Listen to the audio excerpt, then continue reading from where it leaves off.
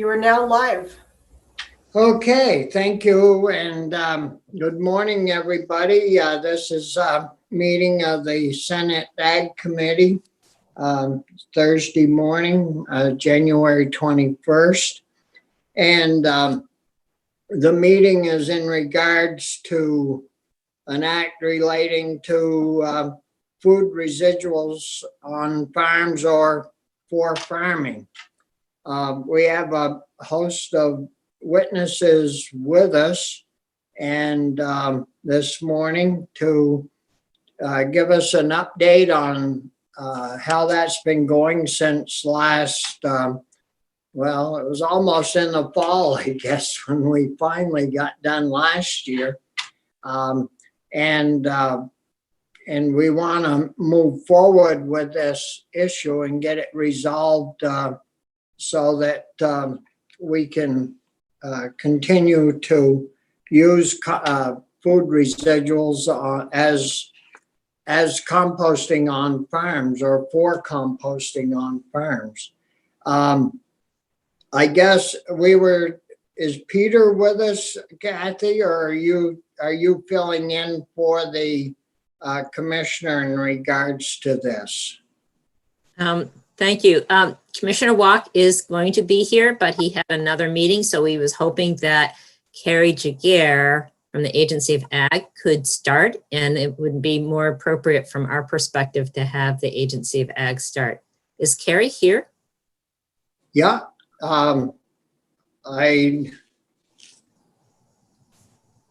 don't see Carrie on the screen. Oh, there he is.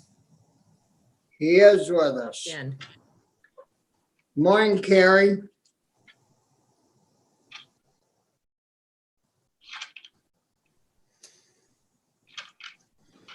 He's got 1 foot in the door, Mr. Chair. He's opening the door now.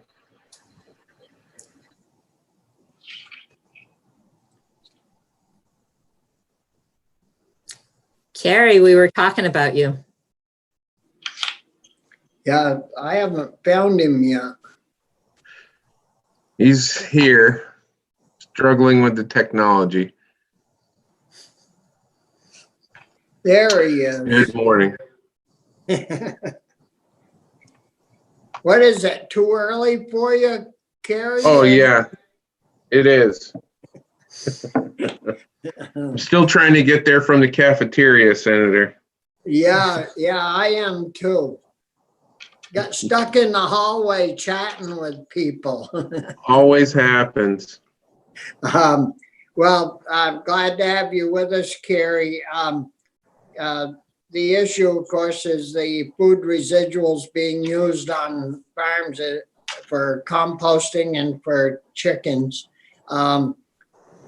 Kathy Jameson, Peter Walk's going to be with us, but Kathy mentioned he has a meeting and will be with us a little bit later. And I guess you guys have been monitoring that and looking after that this summer and fall.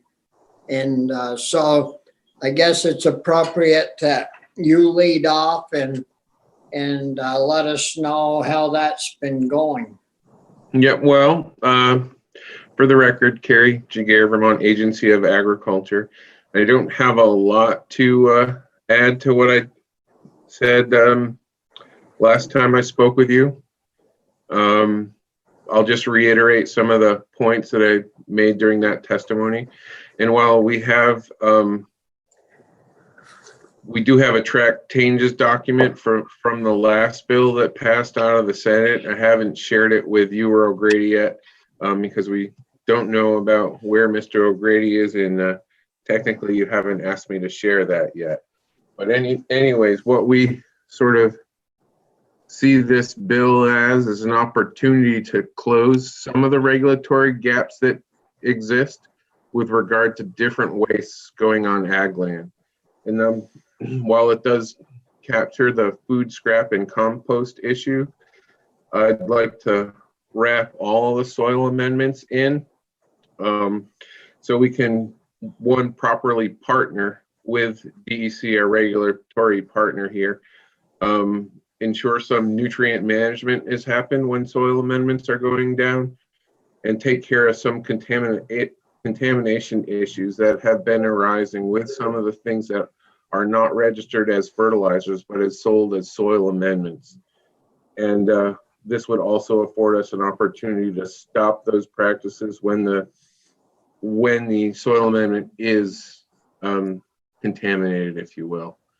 And some of those are the things that you see mentioned in the Farm Bill as biostimulants, but it also would include some of the waste that we see going on farms now, and that being the short paper fiber, the Class A exceptional quality biosolids, and some of the other ash components that don't really have any liming potential, but they do make it onto farm fields. And nobody's sort of overseeing whether or not those are appropriate to be used on ag land. And what is that, the material?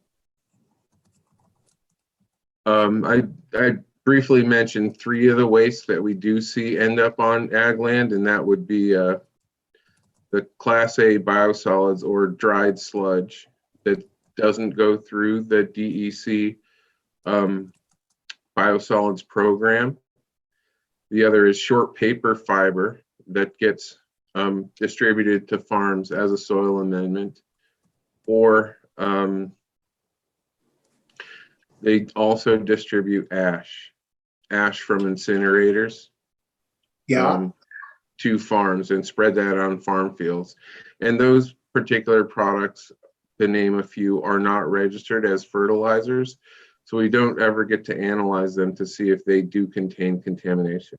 So while we're sort of creating a residuals management program and partnering with DEC on some of the food scrap and compost issues, I would use the opportunity to sort of regulate some of these components that go on ag land that are currently aren't looked at all. And it would allow us to also we're ad hoc sort of trying to do risk analysis on some of the PFOA, PFOS contaminants. There's currently a drinking water number that DEC uses and a soil dermal number that DEC uses. We don't have a number related to what's safe for agriculture, an agricultural risk assessment, if you will. We don't know much about crop uptake, and we don't know if this is what a sustainable number is for soil. We propose in this bill to sort of get those resources by adding registration fees to soil amendments, as well as feed supplements. And these are things that other states do that we've thought about adding to a housekeeping bill over and over again, but didn't necessarily need the resources at the time, so just let it ride. But to establish this program would require some resources. We would like to do additional testing on these products to ensure that they're safe to be used on ag land. And I see Carl and his peaches up there in the corner. And I know Carl, he produces compost as well as products that do get registered as fertilizer. So this would essentially capture all the products that he produces in that registration fee. And I wanted to be very clear so Carl can weigh in on that. Yeah. And as far as receiving that number, DEC doesn't have a number that would help you, and there's no other states that do this, so you could maybe get info from them. We are working directly with EPA on some of the establishment of the crop uptake numbers. We have reached out to Maine and New Hampshire, as well as folks in Nevada and New Mexico. This research is ongoing, and we don't have a number yet that we don't have a number that we're looking for. The risk assessment for a farm for agriculture does not yet exist. Well, last session, I think it was this spring, we got information from some farms over in Maine that was taking on municipal waste and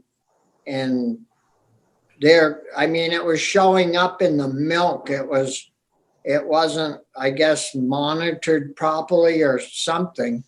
And they were letting the municipalities spread waste from their treatment facilities on their farms, and the heavy metals and things showed right up even in the milk, and it rendered their milk unusable as well as their dairy, their land, because it was coming through the feed. So I hope that we get to a point where we can monitor ours so this never happens in Vermont. Those are the resources we're trying to incorporate in with the sort of residuals management program that would be established at the agency. Yes. Yeah. And I believe Kathy can weigh in here, but folks from Vermont are hearing from the folks in Maine right now as we speak. There's another meeting going on to talk specifically about that. Right. I don't know exactly when they're meeting, but yes, there is an ongoing exchange of information with Maine as well as other states. We also, for the record, Kathy Jameson, Solid Waste Program Manager at DEC, updated our solid waste management rules last year, and there's more requirements for testing of materials, biosolids that are land applied for chemicals of concern. So that was a new addition to the rules. And so this is something that's ongoing with the department, Kathy. Right. And, I'm not the expert on this, but I am aware that we are continuing to gather information, stay very closely connected with other states. Carrie is absolutely right. This is an emerging, evolving issue. We would like to see more leadership from the federal government on this so that states don't have to do so much of the investigation and evaluation individually. We're hopeful that that might happen now. But we are connecting with other states to further evaluate and assess what needs to be done. Yeah. And it's basically a standing weekly meeting Thursday at 9. The Agency of Ag, the Health Department, and multiple programs at DEC are updated on various PFAS related issues in the region. The other piece that this sort of captures is our products that are being referred to as biostimulants. We would capture their registration in the fertilizer program. They largely don't make nutrient claims, but they're sort of kelp type products. Maybe there's someone in the room that's more of an expert about what they are, but they're largely used or being peddled currently because you can fetch a higher price in the cannabis industry, and they are largely unregulated. Nobody really has been out there verifying what's in them and what isn't. Sometimes these biostimulant products do contain low levels of known pesticide active ingredients, but since they're not registered and not regulated, it's hard to tell. So this would also provide oversight of a lot of the products being sold as biostimulants that we do see being marketed in the state. The humic acid / kelp / crab shell chitin products. Yeah. Mr. Chair, can I ask a question? Sure. Sorry, I've got a lot going on this morning. I'll be on camera before too long. But so, Carrie, just to see if I could summarize, so that, make sure I'm following here. The agency right now regulates pesticides. We all understand that. But other than that, you're basically barred from regulating what goes on farmland. And this, your ask is that we sort of give you a broader authority that would include sludge. We wanted to include food waste in a small scale. Am I right that you're asking for sort of a broader permission than only looking at a registered pesticide? Is that a fair way of summarizing? No, sorry, Chris. That's okay. Pesticides are one issue, but they're not the program we're talking about right now. We have full regulatory authority over products that are registered as fertilizers.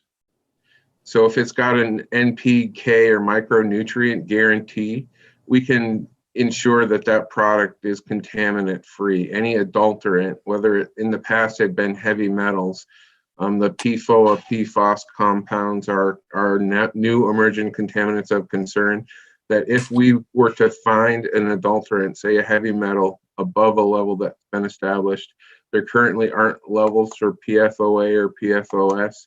But if we were to find a contaminant in a fertilizer, we would be able to stop sale that fertilizer. But if it was in a product that's being sold to a farmer or distributed to a farmer as a soil amendment, whether that's kelp meal, Class A biosolids, fly ash, the short paper fiber, or even a compost, if those products contained any of these adulterants, any of these contaminants, we largely have no authority to do anything right now.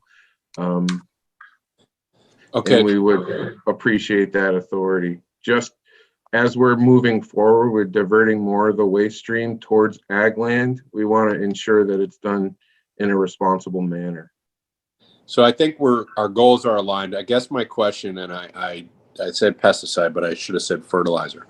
Basically, you have a limited way of you're limited to the products that trigger your authority today on what Yes. goes on farm fields. And are you asking us to list ash and municipal sludge, or are you trying to say the agency shall have, authority over soil amendments, anything that is sold as a soil amendment and claims to enhance blah, blah, blah. I'm trying to understand the umbrella that you're asking us for. I'm interested in this food scraps issue, and it sounds like you're open to those at some scale coming in under this authority. But I'd like to, I wonder if you could just describe the umbrella for me. Yeah, it wouldn't be listing out the individual components because we don't know what all of that universe is. It would be blanket of authority to include soil amendments under the fertilizer law. So the authority to sort of prevent adulterants and contaminants from making it to ag land exists in the fertilizer law, and we would just be including soil amendments under the umbrella of the fertilizer regulations and law. Okay, wonderful. Thank you. Other questions of Kerry in regards to his testimony? Anthony, Senator Polina? You're muted, Anthony. Sorry about that. I understand what you're trying to do, Carrie. I'm just wondering whether it's essential to this bill to do this. This is an add-on to what we're talking about. I mean, are we going to see, you expect to see more biosolids or ash or paper fiber because we're going to continue to allow the composting of food residuals with poultry? I mean, I understand what you're trying to do. I'm just wondering if what you're trying to do is essential to this bill, or it's just something you're asking us to include in the bill because it needs to be done. Well, Senator Polina, I don't feel like any of it is actually essential. But if we're going to create a residuals management program at the agency, this is what a whole program looks like. We can take baby steps, or we can do it all in one fell swoop. If you're going to give us a program without any resources, it's not going to be done well. This provides an opportunity to provide the agency with some resources in order to do all of it well. What kind of resources are you, I mean, what are the fees? How much are they gonna add up to, and all that, Carrie? What are you proposing? So I've got a document I'll send you, but we know roughly how many soil amendments other states register, and we know roughly how many feed additives or animal nutrient supplements get registered in other states. So we can use those numbers. And if we were to go one-to-one with the registration fee, it would provide about $150,000, but you could also you can set that fee at half a fee or whatever you feel like. For me, that provides an opportunity to do a lot of testing at the lab. So we would be looking for contaminants in these products that are currently going on ag fields. Senator Collmore? Thank you, Mr. Chair. So just to follow up, and Senator Starr anticipated my question, who does it fall to pay the fees? The producers? Farmer? No, the producers of soil amendments or animal nutrient supplements. And are they likely to just pass along that fee somewhere else?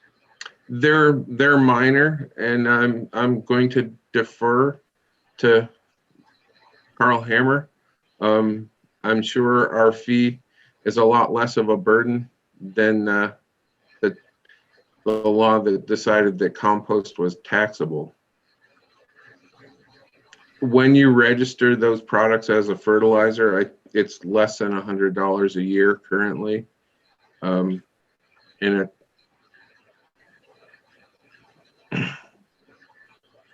thank you.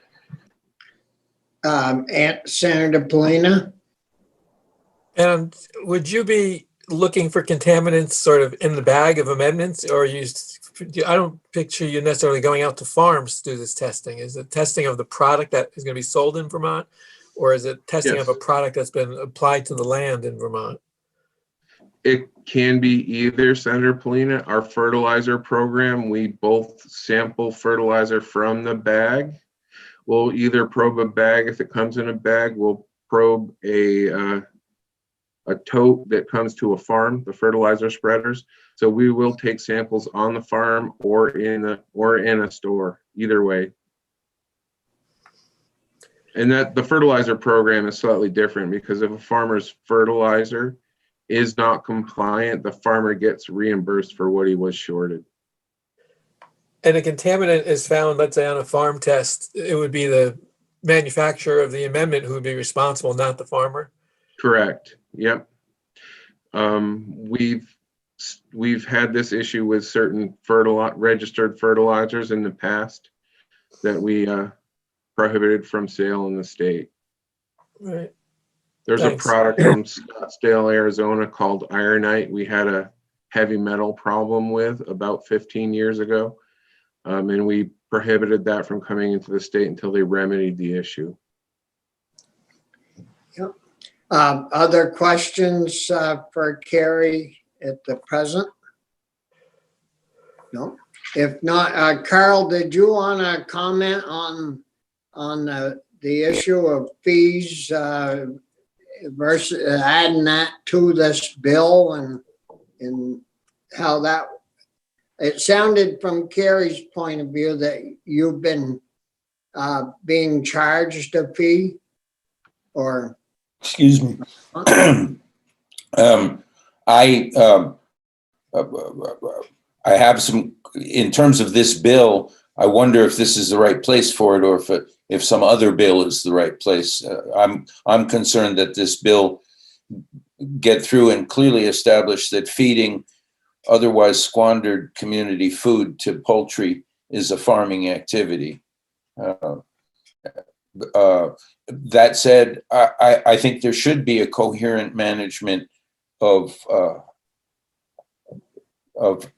amendments other than fertilizers and as defined of guaranteeing a fertilizer value or pesticides. I think all of these things that fall outside the box, biostimulants, short paper, et cetera, should be assessed for their contamination to protect our tillage base and our people and our food.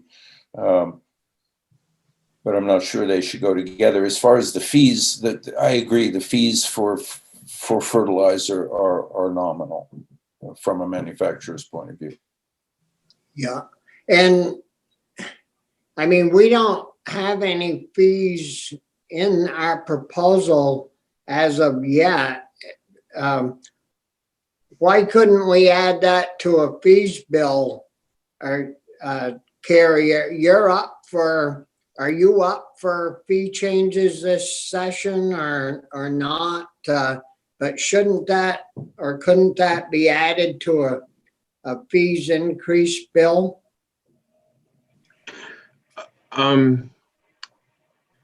The cycle that agencies used to be on for fee bill no longer exists, is my understanding. We would have to sort of propose that through the governor's office if it weren't coming from you. Yeah. Are you still on with us, Chris? Yeah, I'm here. What, over in your other afternoon committee, do you deal with, would it be awkward to have this added to some fees bill over there? I haven't heard of a fee bill. So, you know, and those usually start on the House side, obviously. So let me, I can certainly inquire. I share the concern that we interrupt what should be a simple little bill. On the other hand, I got to say, I've been concerned about the sludge issue. I'm concerned that, you know, there's all this intensity about, oh my God, feeding food scraps to chicken. And then we just sort of seem to look the other way while God knows what is added to the field. So, anyway, but in terms of the fee, I don't know. I'm happy to find out what people do know. Well, we certainly need to check our soil amendments that we're adding to make sure that we aren't doing harm to our, you know, we have some of the best growing lands in the country here in Vermont for, you know, for grasses and plants. And we certainly need to, I mean, I thought we were checking when we did soil tests and all that stuff, that these things were being checked and watched. So I think we really need to look at that. But I don't want to muddy up the waters on our, what we call the chicken bill, to accomplish that, unless it's going to be something very straightforward that we can explain very well to our colleagues, and it's like a whole add-on to our chicken bill. Anthony, I just wonder if there's been any talk about a miscellaneous ag bill, because that's another place something like this could go. I don't know if there's talk about a miscellaneous ag bill this session. Yes, Carolyn, I believe Carolyn is working on that over on the House side right at the present. Because that usually ends up in the finance committee at some point, because it inevitably like includes some kind of fee or money raising issue. Yeah. Well, So let anyway, me, could I just ask this strategy that Carrie's outlining for us, is DEC in support of it? Because that might be an interesting factor as well. well, yes. Kathy?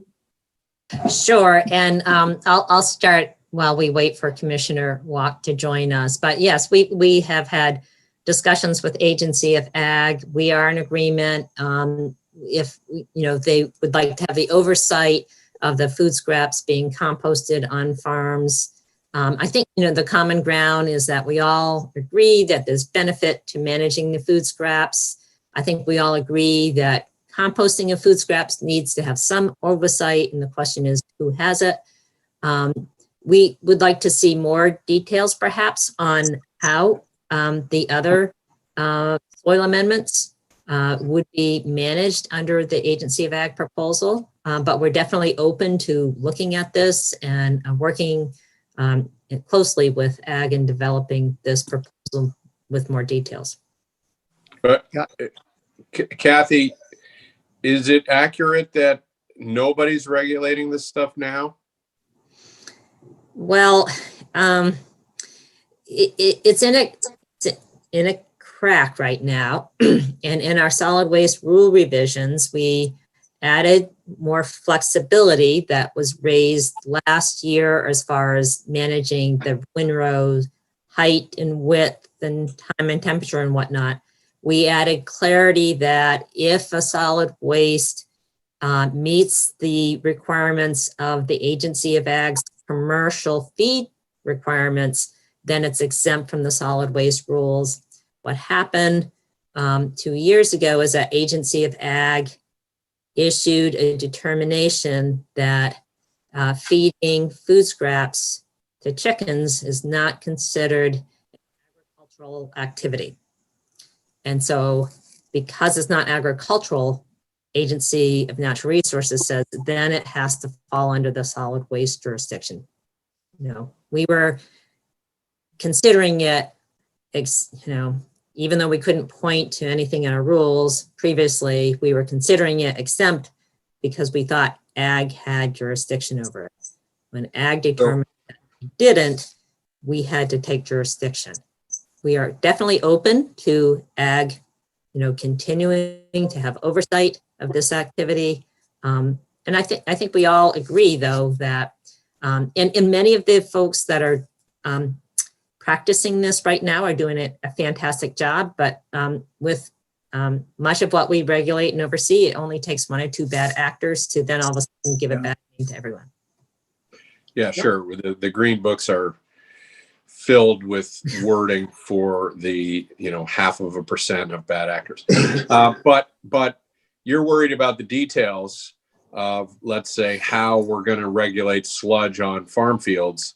And my point is, I think, correct me if I'm wrong, nobody's regulating it right now. So the details. Oh, whoa. Okay. I'm sorry. I didn't mean to get excited. It's a thrilling topic. So the Agency of Natural Resources does regulate the land application of biosolids, period, whether it's a farm field or not. We have standards and testing requirements for Class A biosolids before then they can be used without having a specific permit for being used on a particular field. But it has to be tested and meet certain standards before it gets to that point. So we do have regulations in place currently on the management of these material of biosolids, and that's where we are interested, though, on what is it that the Agency of Ag is proposing, and we definitely are open to working with them on this.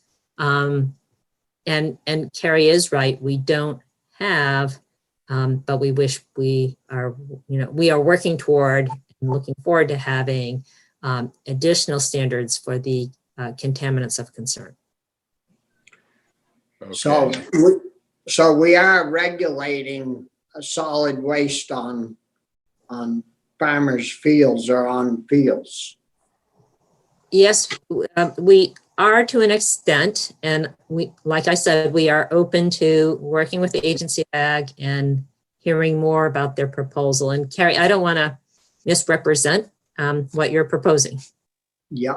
No, you're definitely not. And Senator Pearson, there is a strict permit program for the biosolids that are other than Class A, where some of these contaminants do get looked for, but the Class A stuff, and that's largely biosolid that's coming in from out of state, they don't look for the contaminants that we're currently concerned with. The PFOA, PFOS, or other contaminant compounds, any of the emerging contaminants of concern. The standards that Kathy mentioned have to do with pathogen kill and heavy metals. So if it's being spread or using to cap a landfill, we're fine. If it's going on ag land, we would like to weigh in on or do a risk assessment on what's appropriate. Yep. Anthony?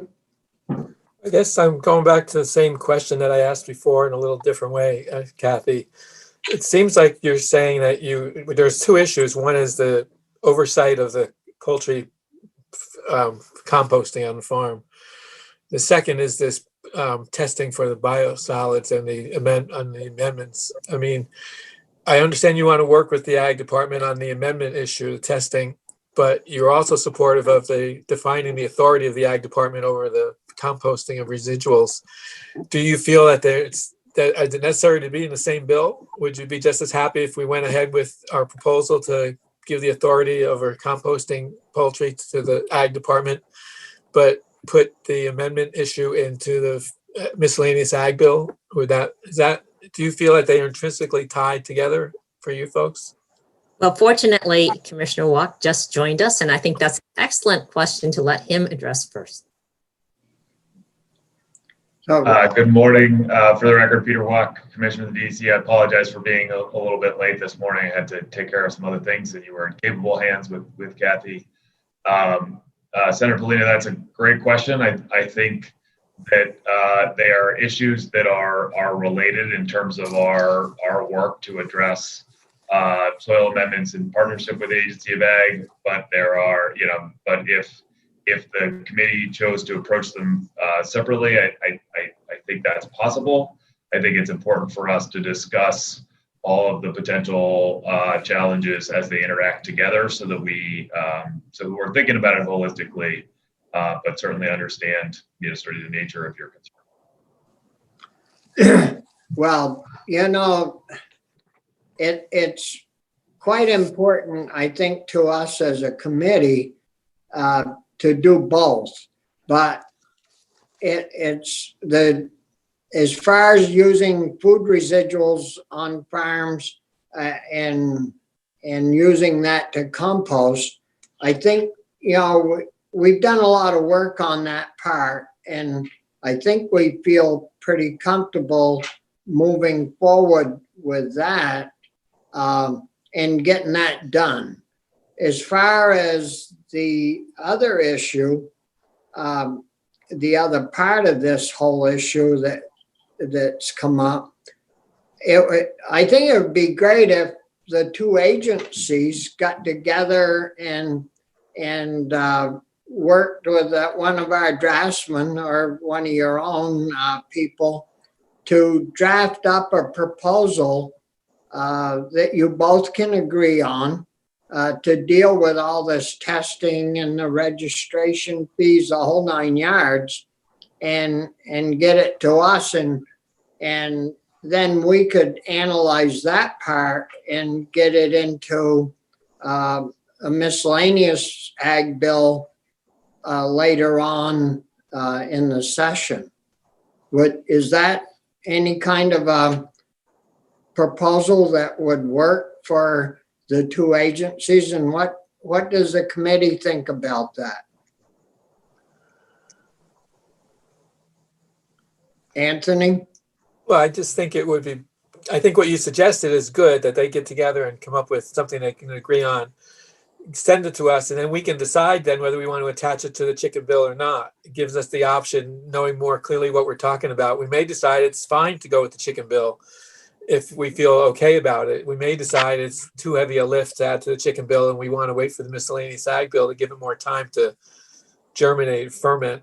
So I think having them agree would be great first step, and then we would make a decision for ourselves as to whether or not to combine the two issues or whether to go ahead with the chicken bill on its own. Yeah, Brian? I agree with your suggestion, Mr. Chair. Yeah. Me And what too. about, I agree. yeah, is Chris still on?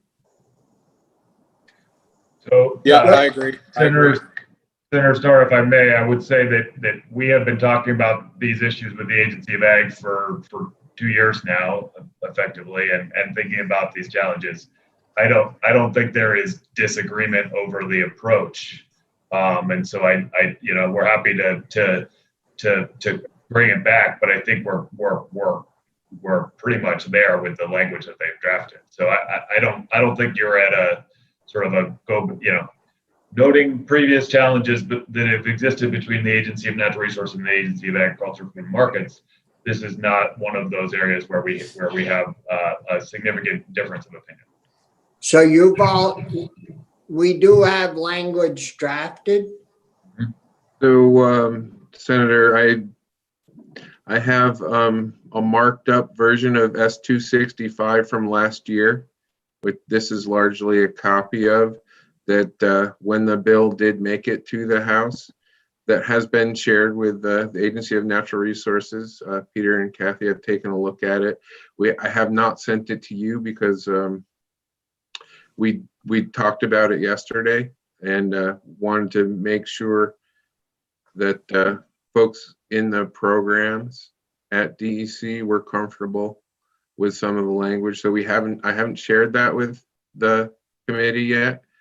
I'll do one more circle back with Peter, and if it's all right, I will share that with Linda and she can share it with the committee.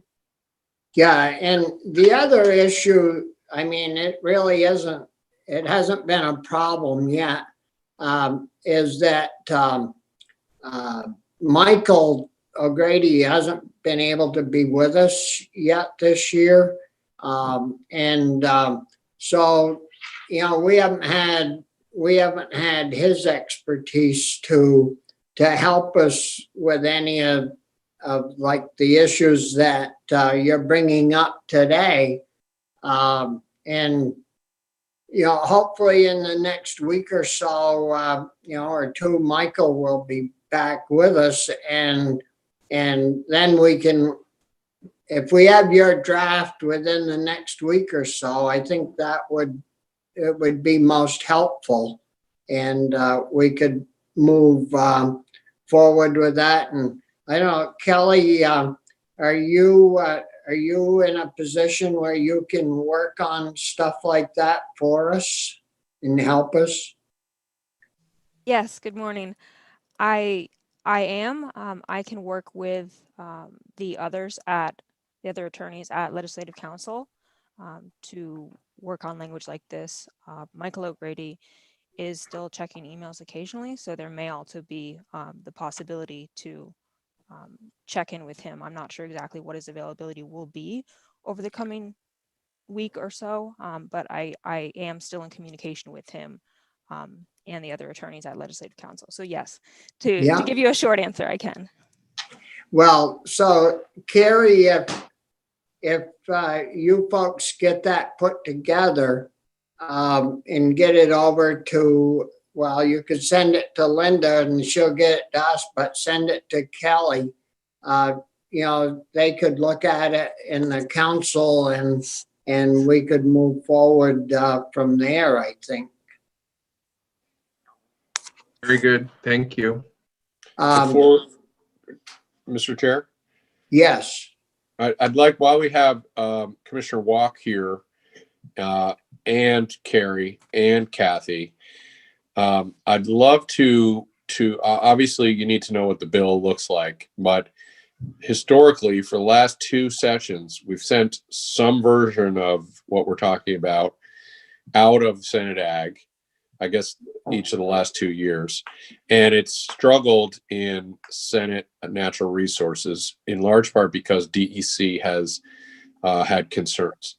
Am I hearing very clearly from all of you that if we pursue something as we've been discussing today, that when it comes down the hall, you'd be willing to express your support for the approach that we've outlined?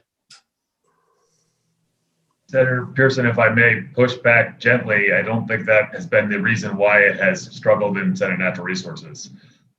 We have testified in front of you and in front of Senate Natural Resources to say that we are, if this is the way that you all would like to resolve this issue, that we are happy to work with the Agency of Ag and follow their lead on what's appropriate. So there's not, and this language, we've worked on this language now for a couple of years. I think that's where things stand. If this were to move forward, then we would go in and we would continue to testify the way we've been testifying. Well, you may push back on me any way you like, but there's a big difference to go into committee and say, if you make this the law, we'll follow it, versus we think this is a decent approach and we're comfortable with it. You see what I'm saying? And I think that's a nuance that my friends in Senate Natural and maybe Senator Parent can highlight it from his experience last year. I think that's a nuance that they've picked up on. And I'm hopeful that we can agree that this is a smart approach and that we would actually be doing Vermonters a service by making it clear how we're regulating soil amendments in ag fields, or so I'm still not hearing you say if I want to understand if this is like, yeah, we can live with it, or yeah, we think this is a good idea. Maybe that's the distinction. So from a regulatory outcome perspective, it's a fine idea, right? You're creating the same sorts of requirements that we would impose on farms. You're simply just changing who the regulator is. If that is your choice, that's fine, right? It doesn't change. So from our perspective, it doesn't really change that dynamic. And so that's why, sort of from a policy perspective of the agency that currently regulates compost activities, as long as the things don't change, it's really not a difference to us. If as you're getting testimony from the farmers and other stakeholders that say it would be easier if we had the same regulatory sort of oversight across the board and have that be through the Agency of Ag, then that makes a ton of sense, right? So I guess we have not gone in there in any way, shape, or form and suggested that we don't think that the outcomes are going to be the same. So that, and we can reiterate that in more forceful tones, but it really isn't a difference from our perspective. All right. So, well, it would be nice, Commissioner, if you could. That's a rough committee to deal with, as far as I'm concerned, as chair of Ag. It seems like they don't want to lose any of their turf. They really get tight about losing any of the things that they're legislatively responsible for. I think that's a small thing to look at. The main job for us legislators is to get the job done so that it gets done and everybody that's involved is happy with the results. And the farming community has spoken loud and clear that they don't mind being regulated, but they would like the ag agency to do it, who they are accustomed to working with. And, and if we can reach the same resolve of keeping our lands safe and free of contaminants, that's the main job. It isn't who does it, it's really who the people are comfortable having do it.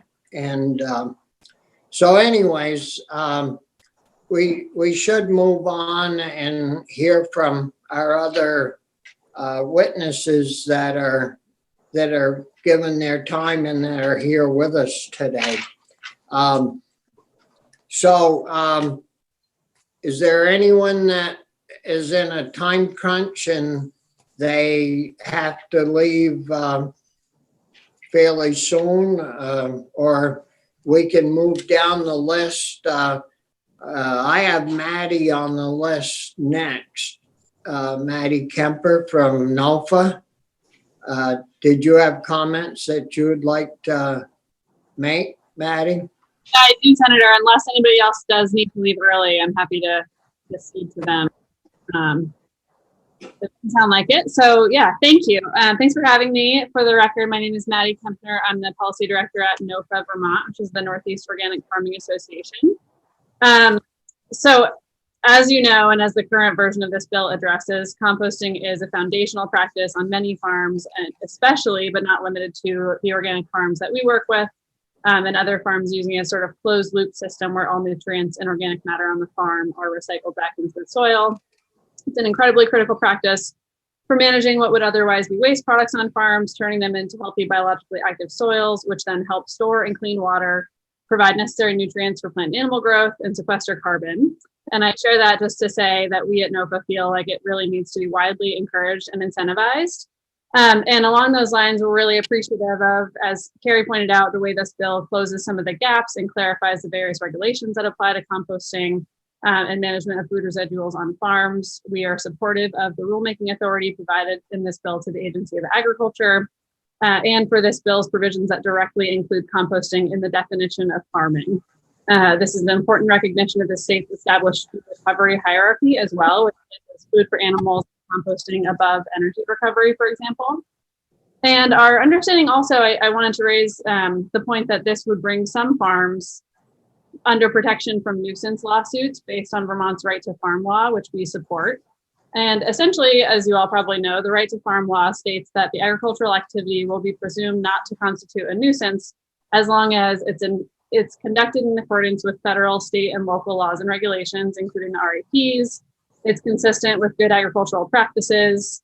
It is established prior to surrounding non-agricultural activities, and that it has not significantly changed since the commencement of prior surrounding non-ag activities. And I raise this point just to say that given that the farming practice, in this case, composting or poultry foraging on food residuals, must have been established prior to surrounding non-farming activity, we are still concerned about whether this protection under the right to farm law would be granted to farmers who may be new to the practice or wanting to. So this is just something I flagged for the committee. I think it's less directly related to the Agency of Agriculture's rulemaking authority as provided in this bill, but it does pose bigger questions about the scope of the right to farm law and its role in supporting innovative ag practices going forward. Essentially, if the extent of the protections under the right to farm law are only granted to those who are already using a particular practice prior to their neighbors' non-farming activities, this necessarily limits the scope of the right to farm law to what may be considered good agricultural practices now, when we know that many of our most progressive, ecologically beneficial farming practices are actively being challenged and are not well supported by existing laws and regulations.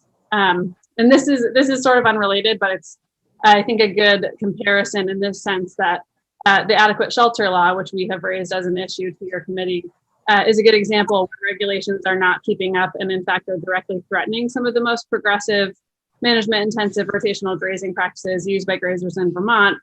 And so we are concerned that, for example, that type of practice, as well as people wanting to adopt the practices that are kind of newly allowed and regulated by the Agency of Agriculture under this bill, would not necessarily be granted protection under the right to farm law.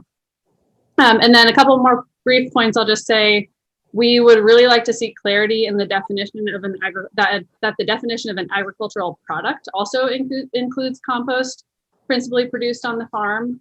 And ideally that would solve some of the issues with taxation that were raised earlier, as well as just making this practice more consistently seen as agriculture and an agricultural product throughout existing law and regulations. And then finally, and just broadly speaking, we really support any legislative or regulatory changes that seek to keep our food residuals here in Vermont. As I know your committee is aware right now, a significant portion of our food residuals are shipped out of state, and we would really like to see the use of those food residuals in any way incentivized to be used directly in farming systems as animal feeds or soil amendments, or processing into compost for sale to increasing numbers of home gardeners and homesteaders. Yep. Thank you. Thank you, Maddie. Any questions from committee members of Maddie? Oh, I actually have one more quick point, which is just to say, I think this whole conversation around contaminants is one of a few examples in Vermont law right now and ag regulations where I think our thinking on these issues as a state is actually sort of catching up to some of the regulations in the National Organic Program code. And, you know, maybe Carl can speak to that, but there are regulations in the NOP regs right now that address the ways that organic producers have to avoid contamination of materials that are being applied to fields. And it's fascinating to see that our, you know, recognition of those issues as a state is kind of catching up to what organic producers have been doing. And it's great to see. So thank you. Yeah. Thank you. If there are no questions from the committee, we'll move on to Caroline Gordon, Rural Vermont. Yeah, thank you, Chair Starr. For the record, it's Caroline Gordon with Rural Vermont. I'm the legislative director of the organization. So I'm here to speak today mostly in appreciation of your committee picking up this issue so quickly at the beginning of this session. The draft you shared is what we've been expecting. This is what has been passed out of committee last year. And maybe just to provide a little bit of context for those who might listen and have not been familiar with the issue, from our perspective, Rural Vermont is working with a group of pioneering poultry farmers, the Poultry Farmers for Compost Foraging that Carl Hammer and Kurt Erickson from Vermont Compost are part of and are here today as well to maybe speak to some of the specifics on how to avoid contaminants in their materials, on basically defining what is already in the law. And that law is the Universal Recycling Law, where some of you of the listeners might also know, since last July, every Vermonter is tasked to separate and recycle all food residuals. And in the law, there is an organics management hierarchy, which basically outlines what to do with these food residuals. But what was not in the law, and this is what we're working on here today, is to define what using the material for agricultural use means.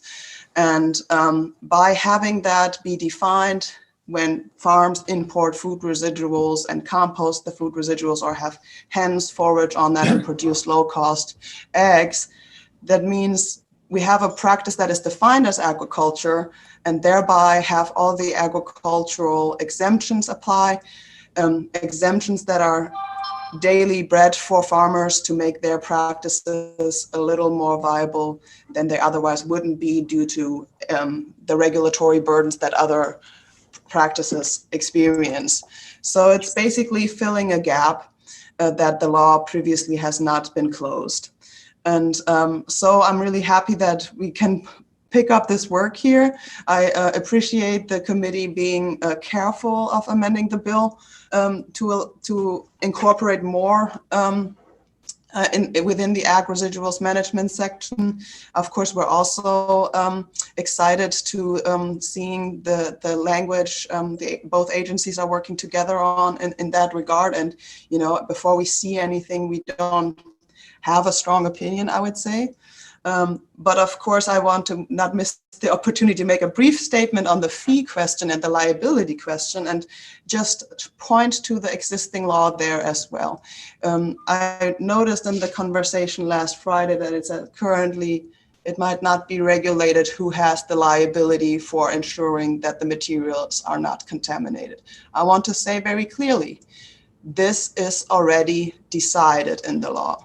The law states, and I can cite from the provision, that every Vermonter is tasked to separate food residuals from other solid waste provided that a de minimis amount of food residuals may be disposed of in solid waste when and only when a person has established a program to separate food residuals, and the program includes a component for the education of program users regarding the need to separate food residuals, and then I add on at the source.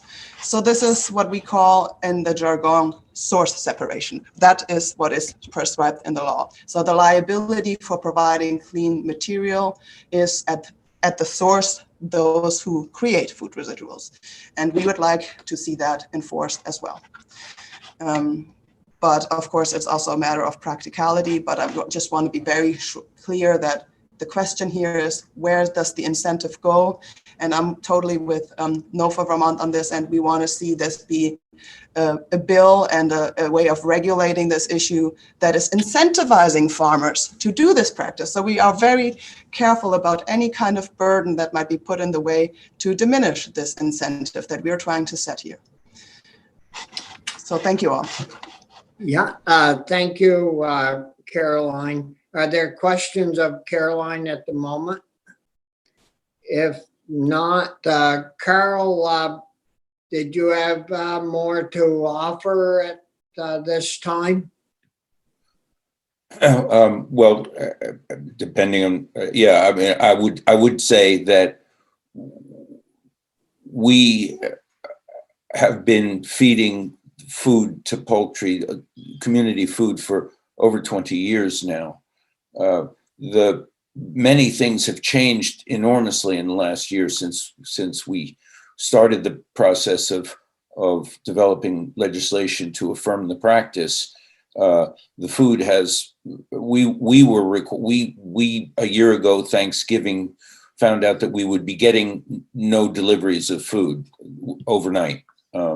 And because we have birds to feed, that required us to actually set up a hauling business and get some food contracts. And all of this commenced as the pandemic was about to begin. But it did put us back in the responsibility to manage the source separation issues face to face with the providers of the food. And one of the things that shifted enormously as all the restaurants closed was that food and Act 148, a lot of citizens of Montpelier took very seriously their responsibility to separate. And so we operate what I guess might be an illegal transfer station on Main Street in Montpelier, where citizens are encouraged to bring their separated food.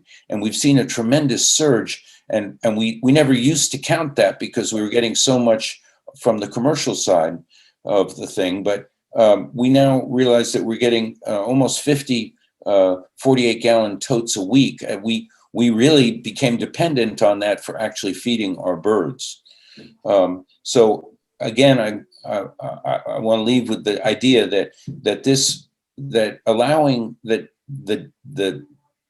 emergence of a separation technology, DPAC technology, that is not at the source, without really vetting that technology for the contamination it will certainly leave in the material, is very worrisome for the long-term soil resource represented by those materials.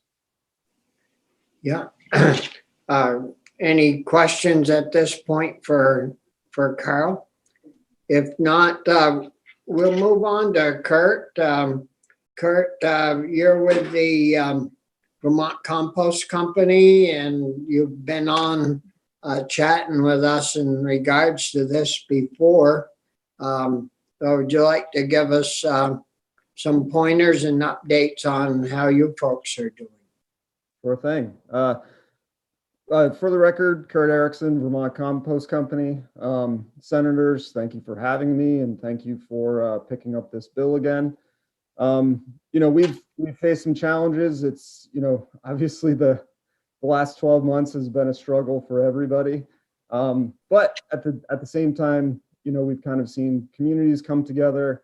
We, as an organization, have had, farms reach out to us about developing compost programs on their site.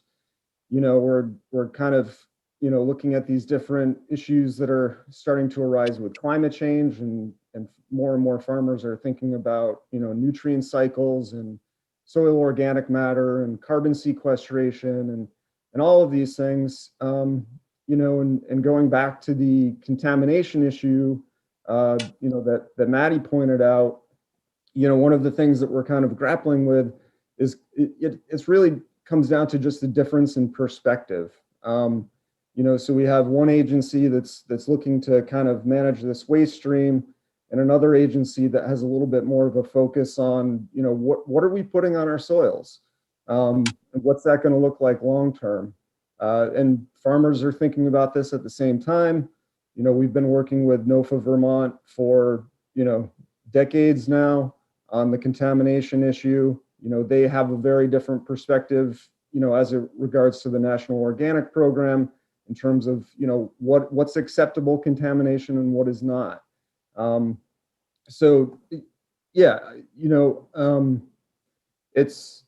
think this bill, in terms of keeping it for small scale farmers, giving them an opportunity to engage in composting, diversify their operations, also, providing poultry farmers an opportunity to engage in some, food residuals management and recovery.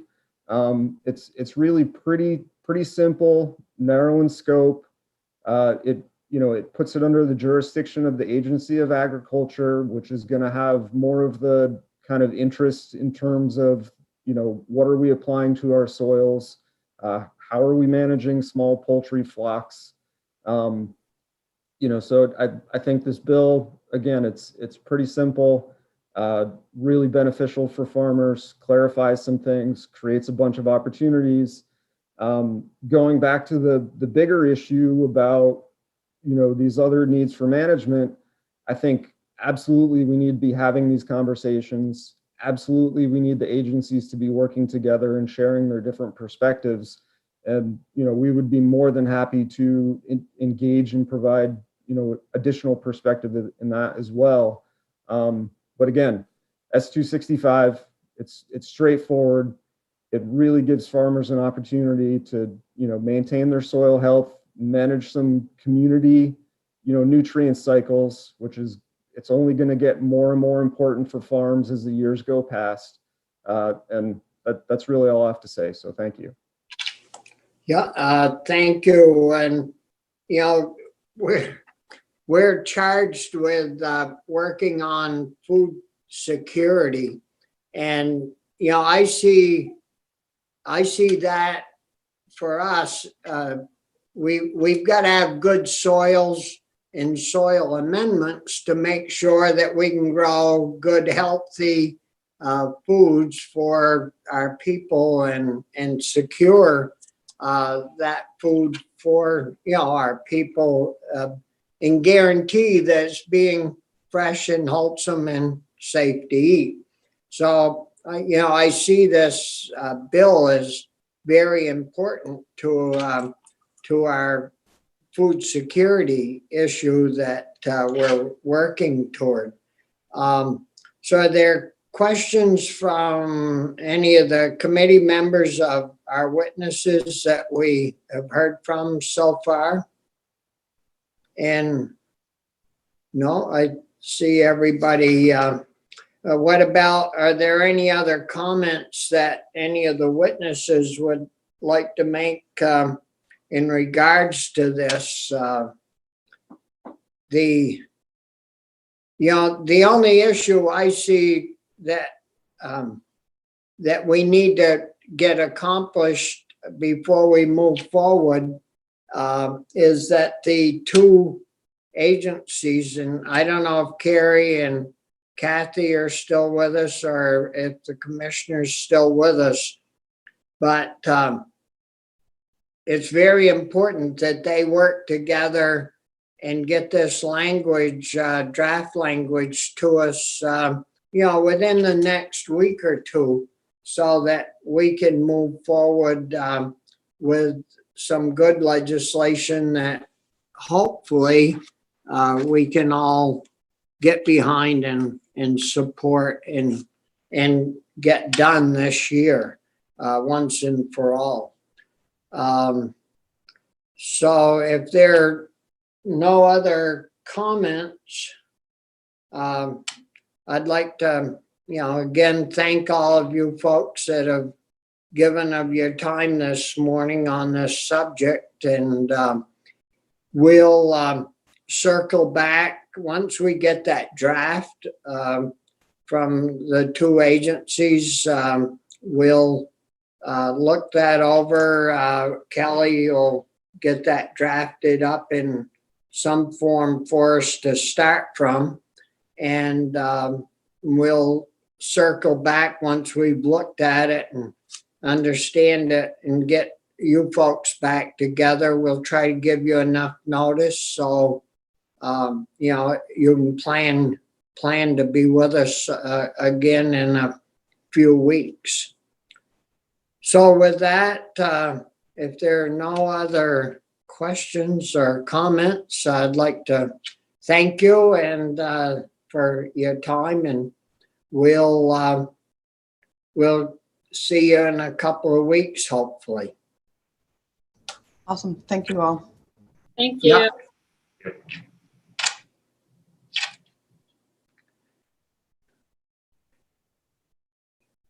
So Carrie and Carl still with us.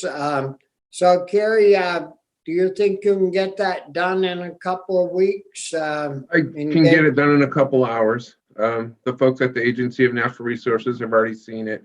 It would have been our testimony on S-265 if it had been taken up by the House last year. You guys did a lot of work in your committee last year, and you were moving faster than I was.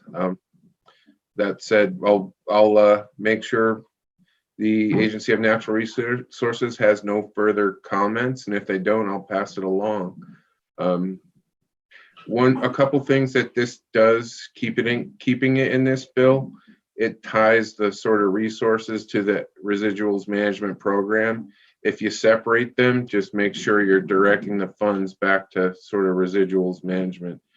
An offshoot of this is, I'm sure something Carl would appreciate, is we do want to wrap our hands around ag plastics in a residuals management program eventually. Yeah, what about the last year? I think we heard that some of the stores that have outdated meats, they throw the wrapper, everything into the container and they ship it off. Is there any way that we can deal with that issue so that that product could stay and be composted here in Vermont, or do we need it? I wasn't aware of that testimony about meat products. I do know, and as Carl had mentioned, that right now a lot of the expired food products leaving stores are going to an automated depack facility, and that really does encourage the creation of the microplastics. You're basically smashing something that's in a plastic container and trying to separate it as best you can, and then that food or waste that could be compost is currently going to a digester, is my understanding. So instead of sourcing that food, source separating for animal feed or human feed, it's all going into a bin, leaving the state, getting put into a machine that sort of strips the packaging away, and then the material goes into a digester. And that's something that we're hearing from the folks that do feed chickens. Waste from restaurants and grocery stores is a waste of the resource. And that's my understanding. And So, any other issues on our draft proposals at this point? No, other than, you sent us away with some homework about how we could do this at the agency, what it would look like, and how we could coordinate with the Agency of Natural Resources.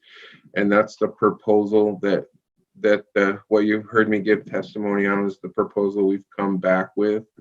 I'm sure you're aware it's easier for a state agency to do something big than it is to do something small.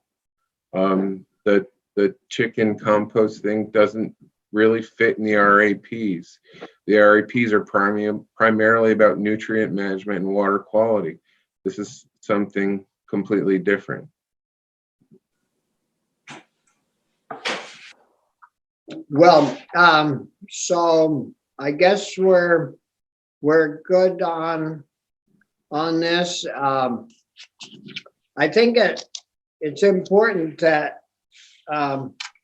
we want to get this done through February, the first part, so we can get it done through the Senate before town meeting if we can. So it's important that we keep pushing ahead on this. And I'll give Commissioner Walk a call and share that this afternoon. Yeah, and we get tired of treading the same water year after year. We don't want to wear the water out, So it's important that we get beyond this, and so we'd appreciate that, Carrie, if you can help us get this done. So, anything else from the members? Any directions, concerns, any of that? If not, we have the Watershed Alliance people coming in a few minutes. I don't think we have anything else on our schedule until we get to that. We have a short break, and then we'll get to the Watershed Alliance people. I think that's what we have next on our schedule. Linda, of course, isn't with us this morning. She's doing something with the house, I guess.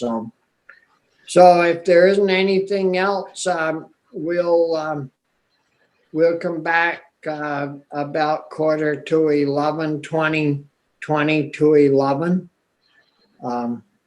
So we'll see you in a few minutes. Yeah, I think you can just mute your screen and stay on the same, stay on, but just mute everything. So, we're going to get back and take in the balance of our folks that we couldn't hear from yesterday.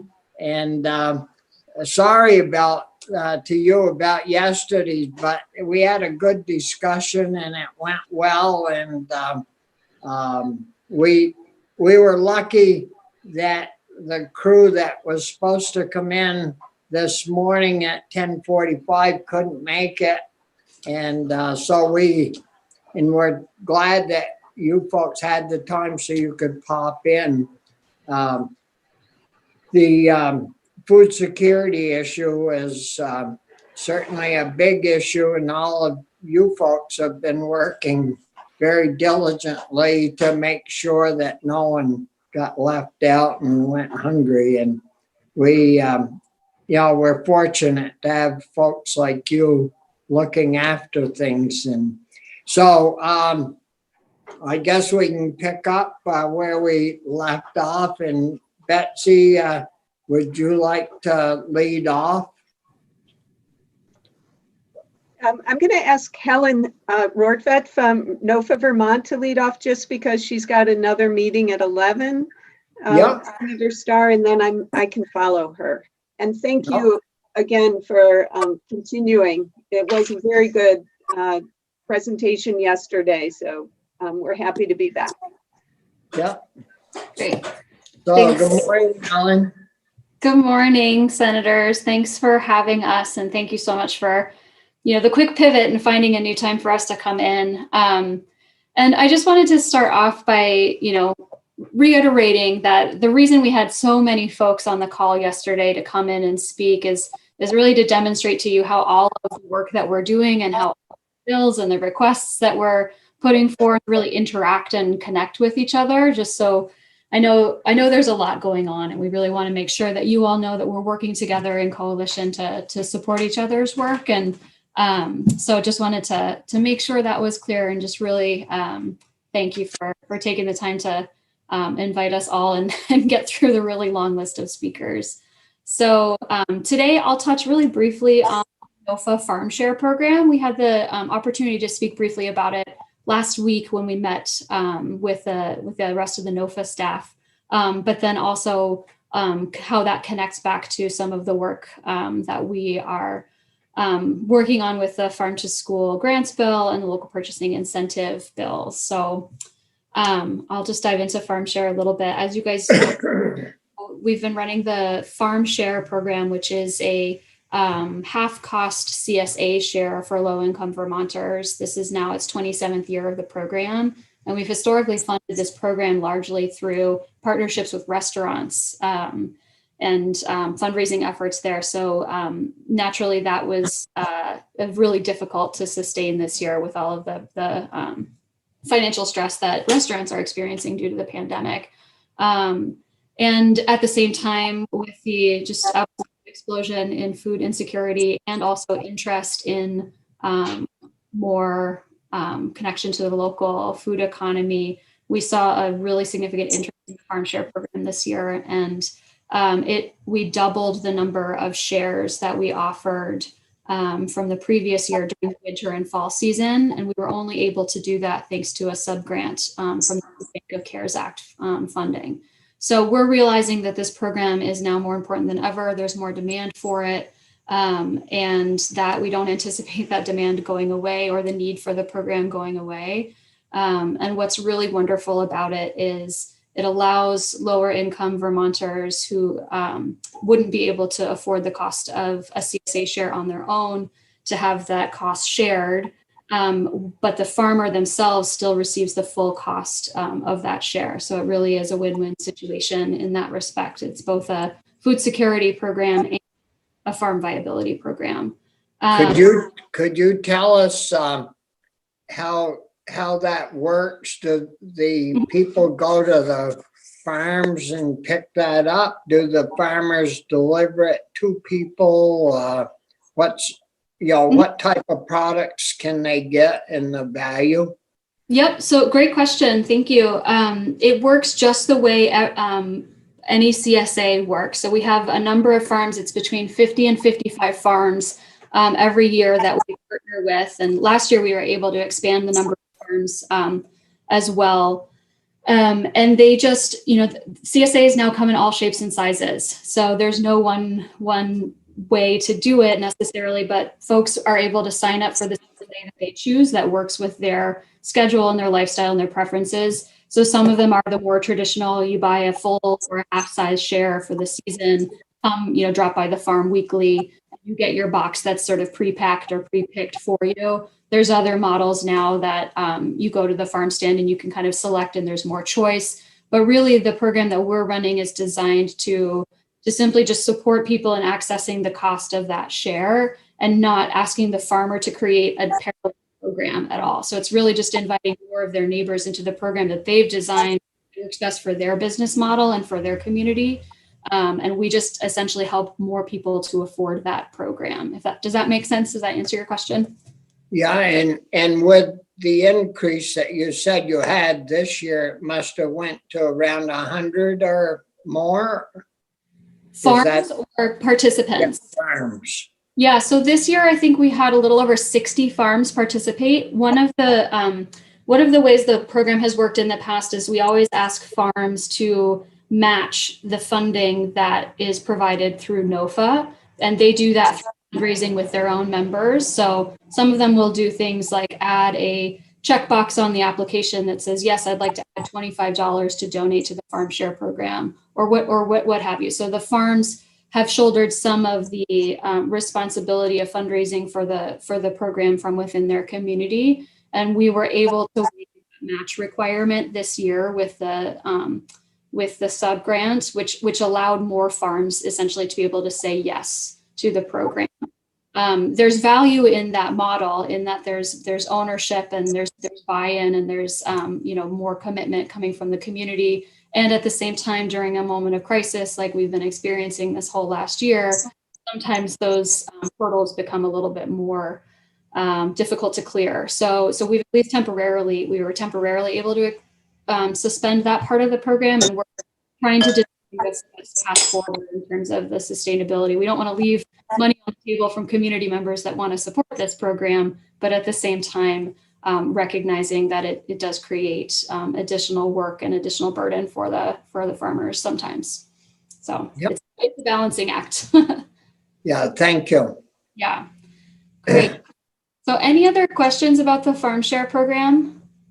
Committee members, any questions? Great. Well, I'll just I just have a quick one. It's okay. I'm a little confused. I thought you said you relied on restaurants to do the farm share program.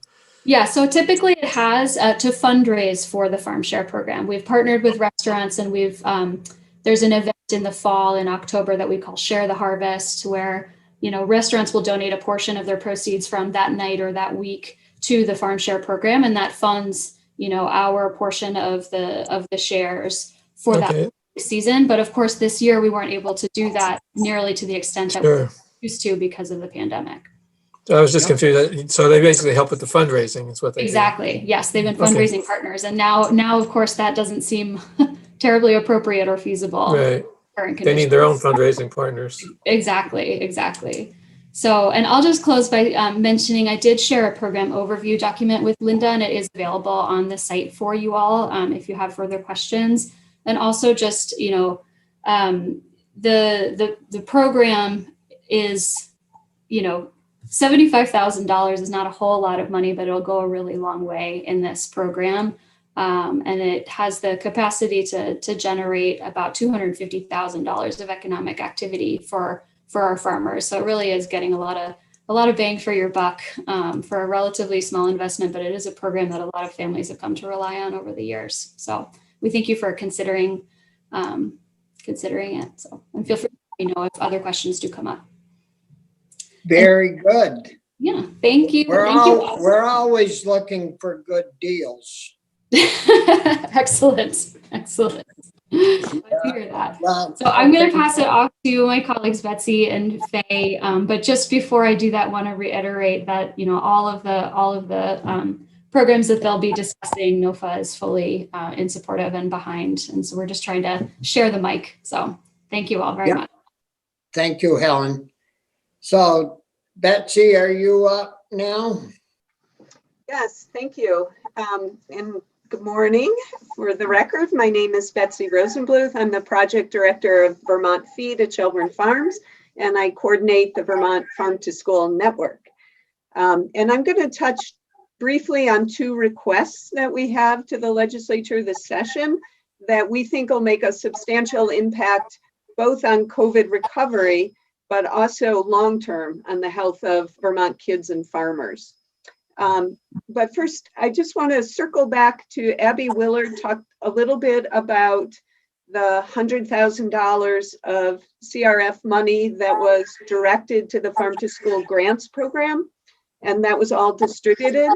And Vermont Feed was able to leverage this funding with private funding from the Vermont Community Foundation to further support feeding kids in some of the smaller farm to school programs, like in Albany and Troy, Bradford, Lowell, Springfield.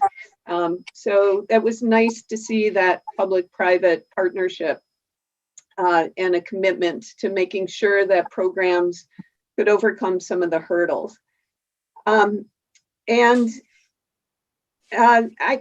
Just to touch on what's happening and elaborate a little bit more from what you heard from Carol Kent yesterday in Lamoille, school nutrition programs are feeding kids in such a variety of ways and settings. And many of the programs, especially when they have a system in place, have been able to continue with their local purchasing. That's what we're finding statewide. Other programs really are relying on grab and go products. And in Vermont, there's just a limited supply that are made with local Vermont ingredients. And I think a number of schools and early childhood programs are also disappointed when they lost their supply from Thomas Dairy. So hopefully we'll be able to turn some things around, but we're hearing that. But what we do hear across the board is just a real desire of the school nutrition programs to be buying from Vermont farmers and buying Vermont products and supporting the local food system when they can. We also are seeing some similar adaptations in the farm to school educational programming with a shift to food security. So schools, you probably noticed, have been sending home seed packets in the spring and in the grow kits. They've been harvesting in the summer and fall from their school garden and distributing it to families along with other local product. But I think also what we're finding, one of the biggest impacts is the community partners that the schools have developed through their farm to school program.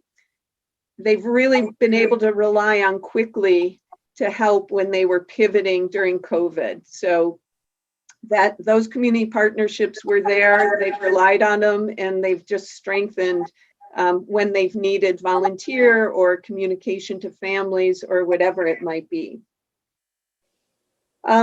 So this year we're asking you to fully fund the Farm to School and Early Childhood Grant Program at $500,000. We feel it's a critical year to support schools in their effort to be feeding families and improving the health of our kids, as well as supporting farmers. It's especially with the early childhood programs, knowing that young children's brains are developing, 90% of that development happens before they're 5. It's just so critical that they have good nutrition and healthy foods, especially while they're developing their tastes. The technical how much have we put into that in the past, Betsy? So the last several years, the legislature has added one-time funding of an additional $50,000, and the governor's budget at level funding does not include that $50,000. So this year, what we heard from Abby yesterday is the program will be at $171,000. It's been up. And we need 500. Yeah. Well, hopefully some federal money will come through that, COVID money that we can use. But I think it's important for our committee to know the numbers that we're going to need to promote to, accomplish our mission. Mr. Chair, Yeah. I would just say we're very likely to see money going to food security, and I think all of us should just keep an ear out for what ends up being a modest piece of likely that funding that could really help the food, the goal of food security and of a sustainable food security for so many of our young people. So thanks for, don't hesitate, I would say for my part, Betsy, to keep bringing that back to our attention, because there's a lot of moving parts that we're dealing with on all sorts of fronts. Okay. Well, thank you. We need that assistance from you folks, because we've got we've got quite a few balls in the air, you might say. And we don't want to drop any. Yeah. So hang with us and don't be shy about reminding us that, you know, we need this. And the 500,000 that you were talking about, that would cover what we have been doing this year, next year, or what we did last year, this year. Yeah, Yeah. that's right. And if you remember, when Samantha Levy from American Farmland Trust New York spoke yesterday, the kind of technical assistance to help schools find local product, figure out, you know, how to do the procurement, you know, that goes hand in hand with, you know, wanting to increase local purchasing and get the money right back to Vermont farmers. So they really work together with that purchasing program. Yeah. Okay. And so that's the other request, that we're very supportive of the local purchasing incentive bill, if that is being reintroduced, which we hope. The Vermont Farm to School Network has been calling it the Vermont Food for Vermont Kids program. And I don't think I have to remind you that schools are spending $15.5 million on food. That was before this unusual year. And we just want to keep a much larger percentage of those dollars in the state. So that's our goal with the program. You heard that New York has been able to sustain that through the disruption of COVID, which is really exciting. I have that same question to Michigan. Did their local purchasing incentive help sustain local purchasing even with all the school closings? So they're going to get back to me about that. So I'm happy to answer questions. I wasn't going to go into too much detail. Yeah. So we'll switch to Faye, and then we'll, unless there's some questions right now, then we'll get through the presenters, and then we'll come back to questions or ask them as we go. So welcome. Thank you, Betsy, and welcome, Faye, and good morning. Hey, good morning. Thanks for having me. And for having us come back. I really appreciate you making the extra time for these conversations. For the record, I'm Faye Mack from Hunger Free Vermont. I think I know all of you. It's nice to see you again.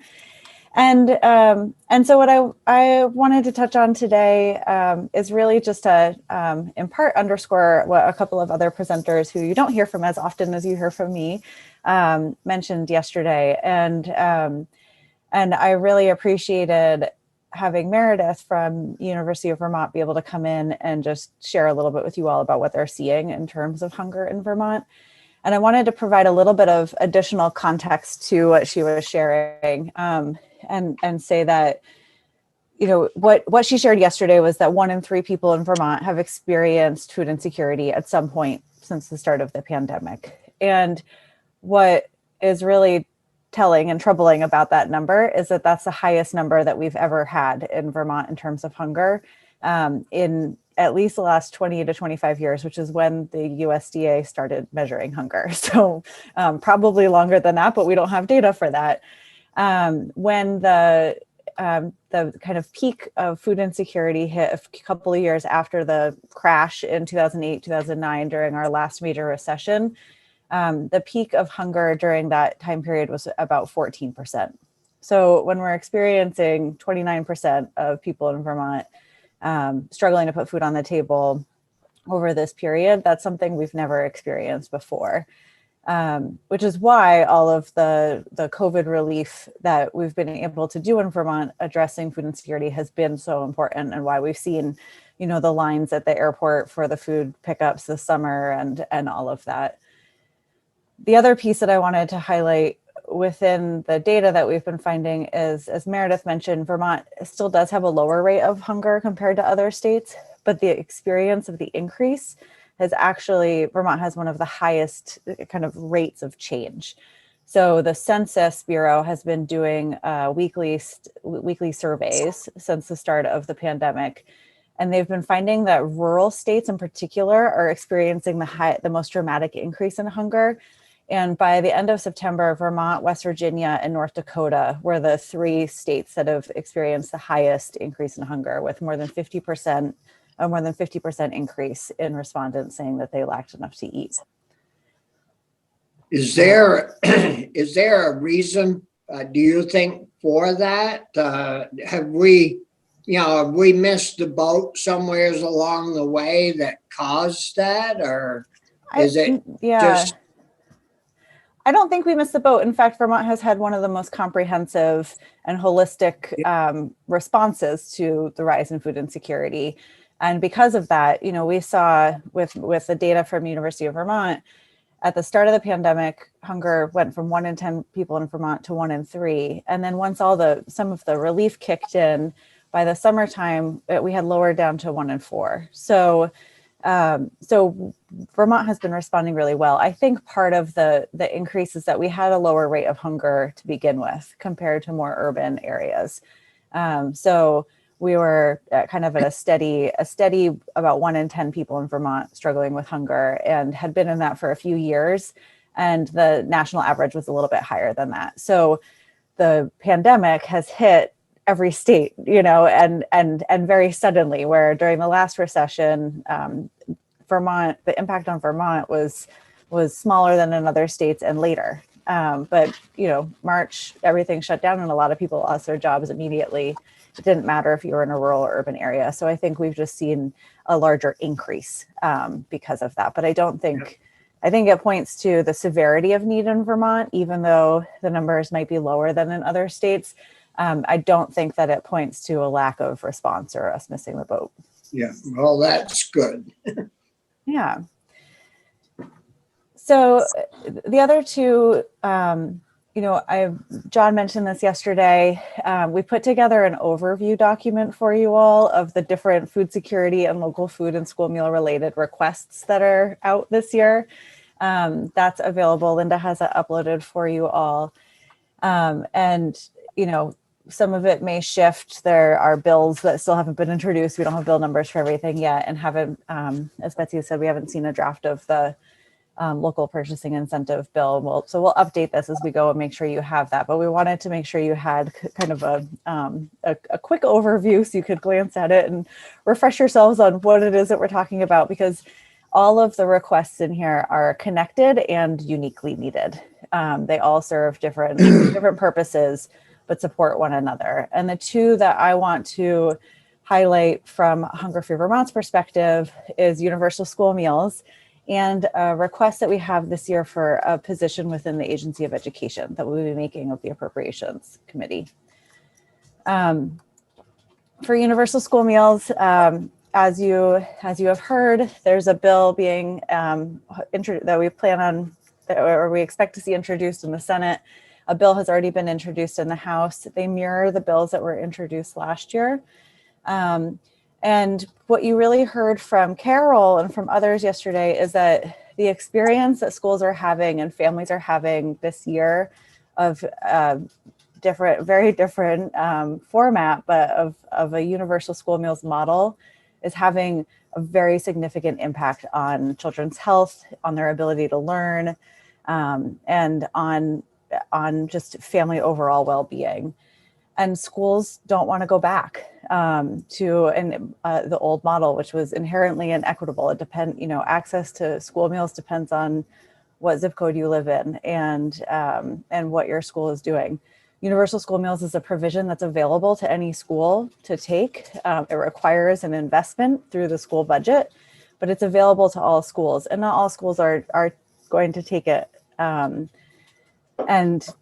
And so the legislation that is being introduced establishes a 5-year phase-in period, after which all public schools in Vermont will be required to take those options within the federal government to provide school breakfast and lunch at no charge to the families and children.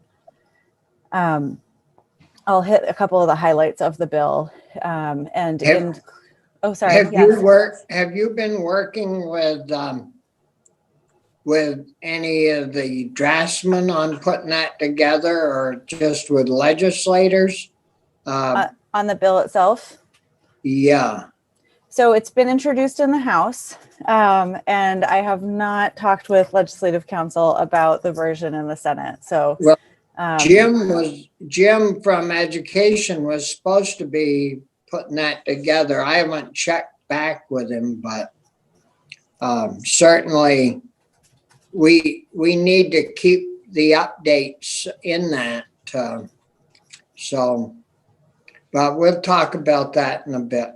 okay, great. Yes, we are excited for it to be introduced in the Senate and happy to help make that happen in whatever way that we can. And so just a couple of key points in that bill, and in the testimony that I submitted, I included a bill summary that hits all the high points in a little bit more detail. But what I wanted to really highlight is what I said earlier, that this universal school meals is an option within the school meal program, school breakfast and lunch program, that any school is able to take. And as is current practice, the cost of school meals that is not covered by the federal reimbursements and other revenue sources falls into the school budget, and then is ultimately borne by the education fund, and that would continue. So the bill doesn't actually change the funding structure in that major way, or in a major way for the school meal program. Schools would also be required to maximize the federal reimbursement. So we expect that as participation increases and as universal school meals come into play, that the federal reimbursements would also increase in the state. And the Agency of Education would be required to work with partners in schools to develop and implement a household income form. And that form collects data that's important for education programming and other food security programming that right now schools use the school meal application for, but it doesn't have to be the school meal application. It just needs to be a form that collects data. And so part of the legislation would be the impetus to create a really high quality and very simple form that families can fill out. And then finally, as I mentioned, the bill establishes a 5-year period. So while some schools are really eager to move to universal school meals now, others may need a little bit more time. And so this creates a phase-in that allows schools to take this on as they're able, and also allows the Agency of Education to work with schools over a number of years. So it's not all at once. And what's the additional person at the agency that you're supporting or recommending? Yeah, so within the Universal School Meals bill, the bill calls for an additional staff member at the Agency of Education to help support schools as they go through this transition. And what we are hearing from schools and what we have heard from the Agency of Education is that they expect a lot of schools this fall to want to go to universal school meals, to take those federal provisions now, whether or not this legislation is passed. Schools, for a while this fall, we knew that schools would be allowed by the USDA to serve universal school meals to the end of the calendar year. We weren't sure about the second half of the school year. And so when we were in that period of unknown, there was a lot of worry, and a lot of schools expressed that they didn't want to, and were very, very worried about going back to a model where kids had to pay. So we know that there is interest, and so that position is needed now. The Agency of Education within the Child Nutrition Program, as you heard from Rosie, they've been working nonstop, taking on a lot more on their plate than they usually do. And the addition of a number of schools needing help and support navigating the federal program and signing on and transitioning to universal school meals would put them over the top with capacity. And so our ask is that that position be pulled from the position pool in this fiscal year, sort of regardless of the universal school meals legislation. Is there any number to be associated with the number of schools that have mentioned they'd like to move toward universal meals, so that we, if we move forward with this, we're gonna have to sell it to our colleagues. Mhm. And if there's a number of schools that are looking in that direction, what kind of a number out of our school districts are we talking about? We're working on pulling together a list and don't have it yet. So I can come back to you when we have that in the next week or so, but we're trying to figure out some sense of interest so that we can get a sense of who's there right now. Yeah. We do know that prior to the pandemic, there were a number of schools that were planning to transition and that got put on hold for this year because of the pandemic. So that interest was there before, and this experience of all schools and all students in Vermont having access to universal school meals is increasing that kind of that momentum behind the shift. Yep. So those were the things I wanted to highlight. I also would just note in my testimony, there's a handout that I shared. One of the things just that while I have, five different senators on listening, that we know that you all are really important resources for constituents in terms of accessing food. There are a lot of folks who are eligible for programs like 3 Squares Vermont and who haven't signed up yet. And so I included a flyer and a little bit of information about how you can easily, share. I encourage you to share the flyer if you're hearing from constituents, and you can always connect them to folks like me or John at the food bank or others, and we can help make sure that they get in touch with programs that they need. But we have heard from a number of legislators that they're hearing from constituents with food questions about food resources. So there's a flyer in my testimony for you all too. And did you send that to each of us or to Linda that she can forward to us? Or? It's uploaded in Linda has it. It's in my testimony. I'm also happy to follow up and just email it to you all afterwards too. Yep. Are there questions of the committee members? Yes, Brian. Thank you, Mr. Chair. So Faye, and this could go for Betsy as well. It seems like there's a lot of groups that have their main thrust as food for Vermonters. I realize it's in different settings. Some are just general food things, some are in schools. But I'm wondering, I have 2 constituents that, and I don't know how they all kind of fit into the overall pattern in the whole state. So Morgan Crossman is with Building Bright Futures. And Tom Donahue runs BROC, which is the Bennington Rutland Opportunity Council. And I know Tom has basically a food shelf right at BROC where people can come and get food. And Morgan is also interested in food security. How do they fit in with your group, the Hunger Free Vermont folks and everybody? It seems like there's a lot of people doing this work.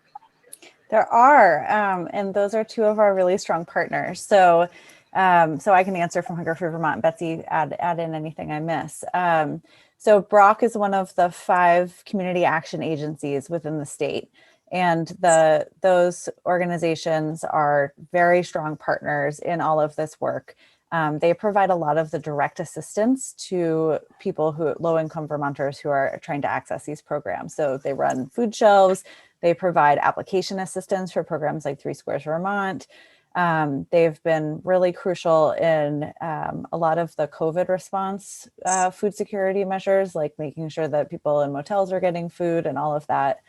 One of the programs that Hunger Free Vermont runs is a statewide 3 Squares Vermont work group. And so we bring together folks like the folks from BROC and from the area agencies on aging and other organizations who all and we all work together on 3 Squares Vermont outreach with the state and application assistance. So they're very strong partners in those kinds of contexts and part of kind of the overall strategic work. Building Bright Futures is a strong partner in the early childhood world. Hunger Free Vermont and Vermont Feed and others are part of the Vermont Early Childhood Advocacy Alliance. The Farm to School request and universal school meals are all part of that policy proposal, along with requests for funding for Building Bright Futures. So We partner in that context, and Building Bright Futures runs their regional groups, where we'll often go to connect to make sure that early childhood educators and providers in that community have the information that they need about food resources. And then, of course, they're partnering with Farm to School through Farm to Early Care as well. Okay. So we all talk a lot. There are a lot of coalitions and a lot of meetings to make sure that we're working together and not duplicating services as well. And they're each responsible for their own funding too? Mm-hmm. Yep, they're all independent nonprofits. Well, Building Bright Futures is also partly a state-run organization, so they have a unique structure. But Brock and them are all their own nonprofits. Thank you. Yep. Betsy? And just another note that, when we started the effort to expand the Farm to School program to Farm to Early Childhood, we did it through Building Bright Futures. So we're trying to sort of bring the efforts together as much as possible. They had a group that's looking at food insecurity with very young children and families. And so the grants program is a perfect support through a way to spread the word to providers to make sure they know that there's support there. So it's a little more work to have those conversations up front, but the payoff that we're all on the same page and coordinated is really, really important. And is there one group that sort of is the big umbrella that brings all these different groups in and under?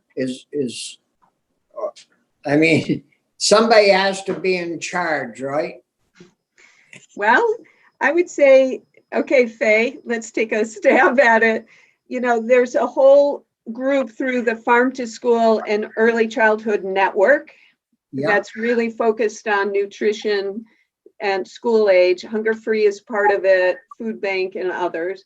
And there's then a broader food security coalition that's, as you heard, with older Vermonters and Vermonters of all ages. And there's this huge overlap of those circles where you're hearing the presentations, the last 2 days, where we're working together in that circle. So it isn't one organization in charge, but through our close partnerships, I think between Farm to School Network and Hunger Free and the Food Bank, we're really staying very coordinated. Yep.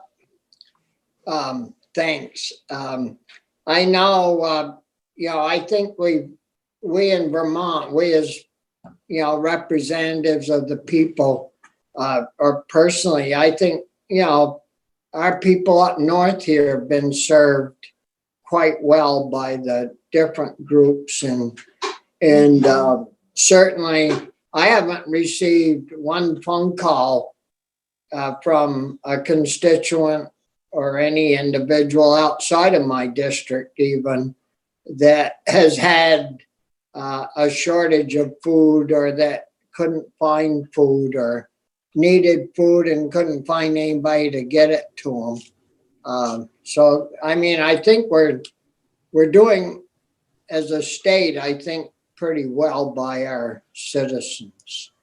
Yeah, that's really good to hear.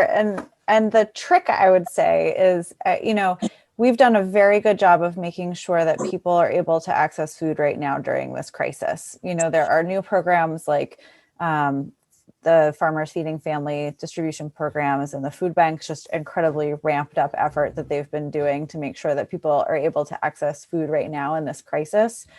The trick is making sure that people are enrolled and participating in long-term sustainable programs to help them as those programs inevitably shift and phase out. And one of the things that we saw in the impact of the last major recession was that it took 12 years for Vermont hunger rates to return to where they were before the crash.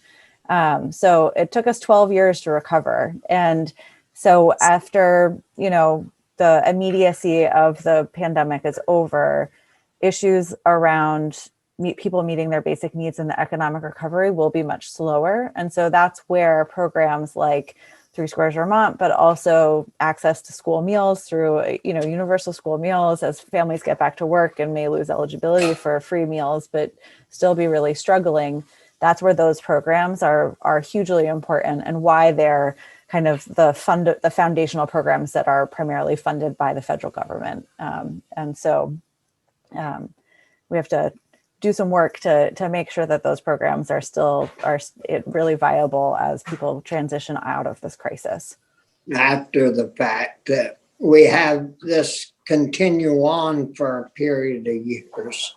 Yeah. Chris? Faye, you said it took 12 years to recover. That was just last year, would have been from the 2008 crash, right? So are we saying just before the pandemic we finally? Yeah.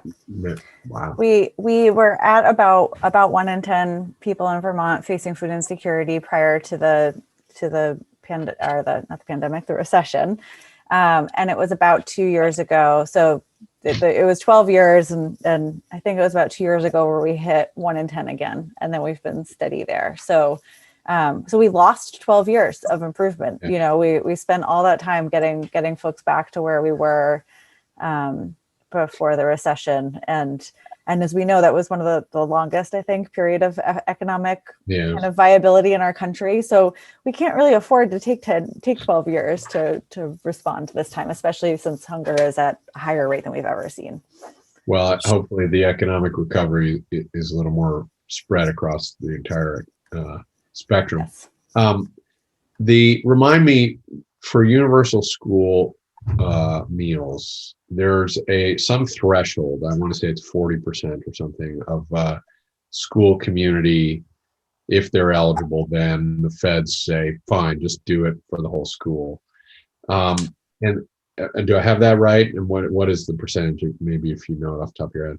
Yeah, sure. So there are two different provisions that schools can adopt to take universal school meals. And one of them, the community eligibility provision, has this threshold that's connected to Three Squares Vermont participation and some other factors.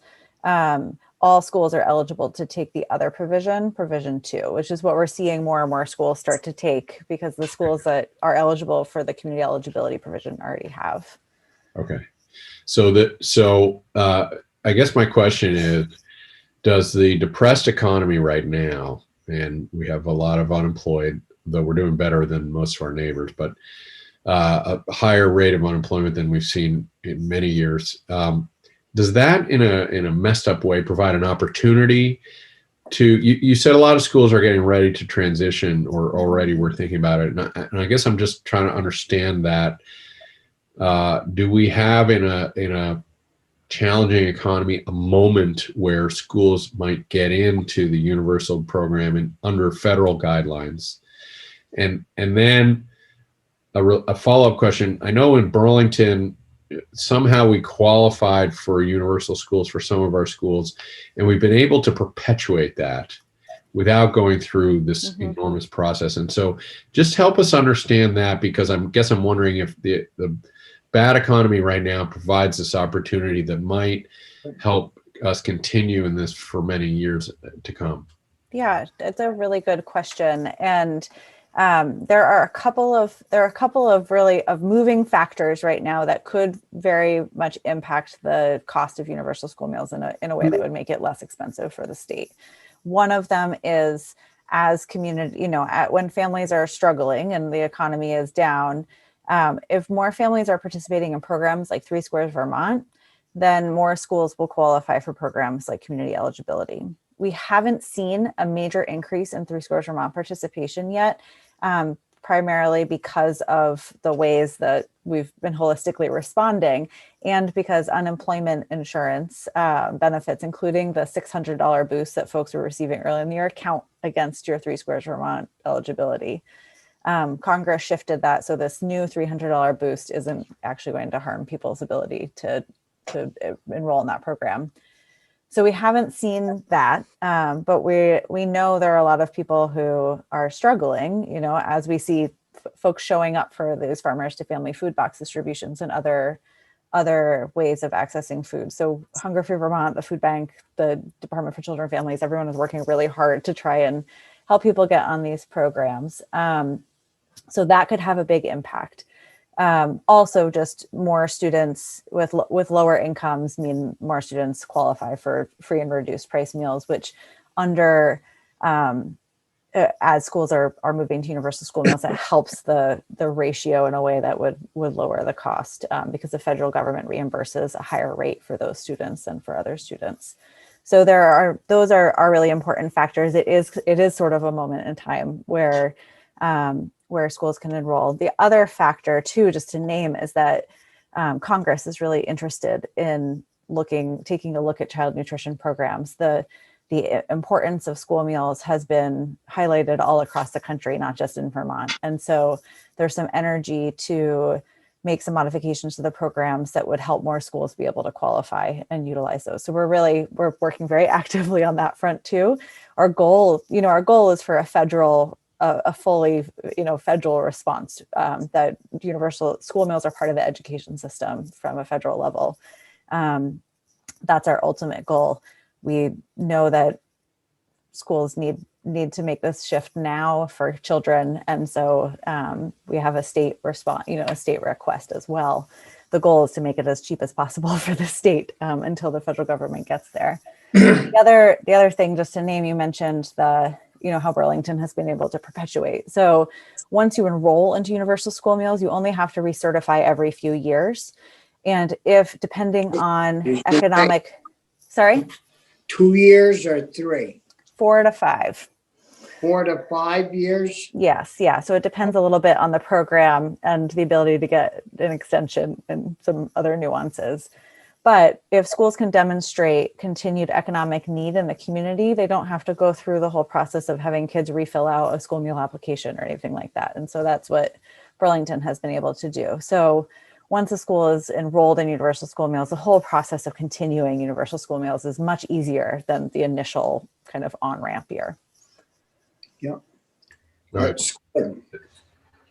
I would just say thank you. We have such a collaboration of really talented, dedicated people, and it impresses me every time you come in, and I'm very hopeful we can give you a boost and try to make this sort of more systematic. I keep coming back to this idea that it's like a great food director. We get a dedicated school board, but it's time now to have a state system, and in my mind, and maybe we can get some steps along the way. Thanks. Thank you, Senator. Yeah, Brian? I didn't mean to be a cloud in this otherwise sunny landscape, but I think it was you, Faye, that asked for a position inside AOE. I just want to make sure I understand. Once you create that position, that's an ongoing position every year.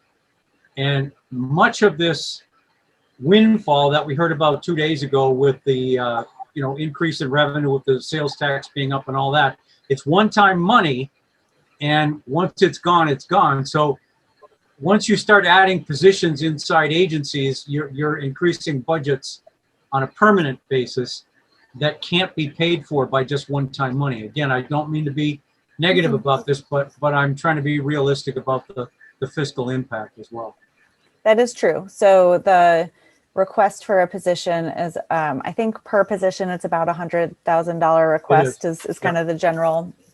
So it is a request for an ongoing position.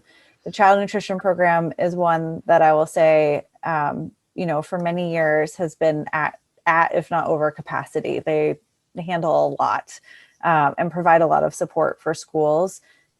This position is needed, especially if we want to avoid things like a waiting list for schools to get onto universal school meals because of AOE ability to provide the support that's needed.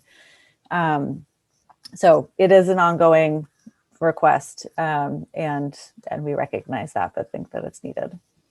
Is that, as we move toward universal meals, is that going to be under the same regulations as our hot lunch programs? Because I think we have several people that work in the hot lunch food area at the Agency of Education, don't we?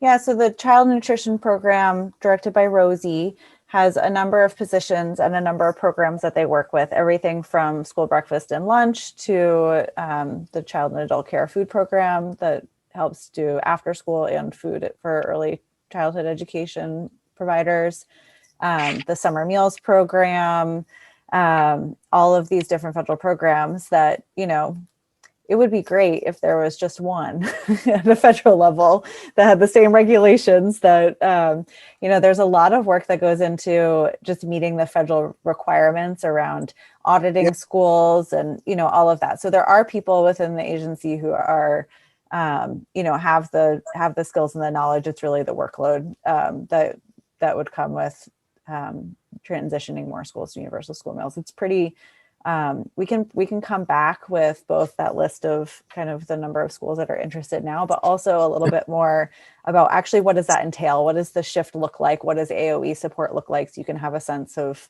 kind of what's involved there. I don't have that prepared right now, but I can come back with that.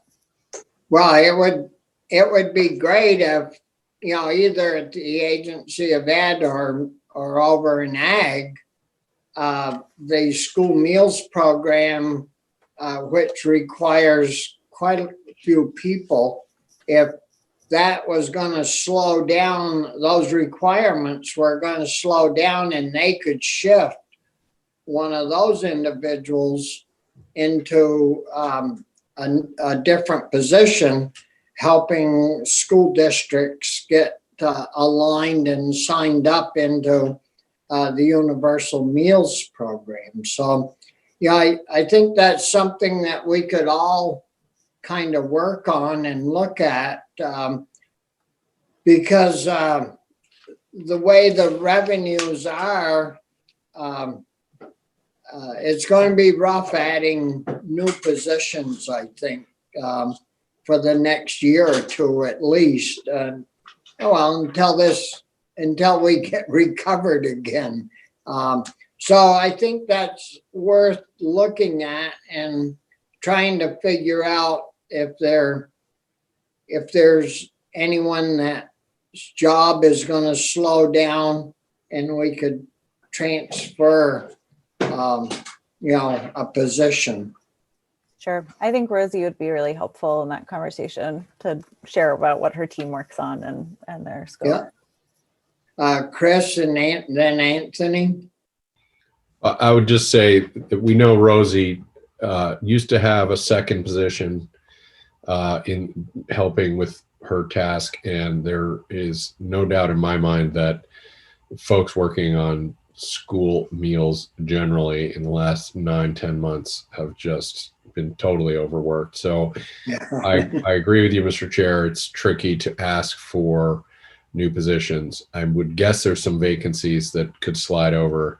And I do think, you know, separate of the way to look forward, just looking back, we've probably, you know, come close to breaking our people with a workload issue. So, you know, we thought that last February, we knew Rosie was overwhelmed in that position because it used to be done by two people, Rosie and her boss. And so I do think it's something of a unique situation. I just want to point that out. Yeah, one of our suggestions yesterday was to move slow. The plate was pretty full. But Anthony, go ahead. Well, just sort of similar, like echoing a little bit of what Senator Pearson was just saying. And I know that I really do appreciate the amount of collaboration that goes on within the anti-hunger movement in Vermont. I think you folks are doing a great job.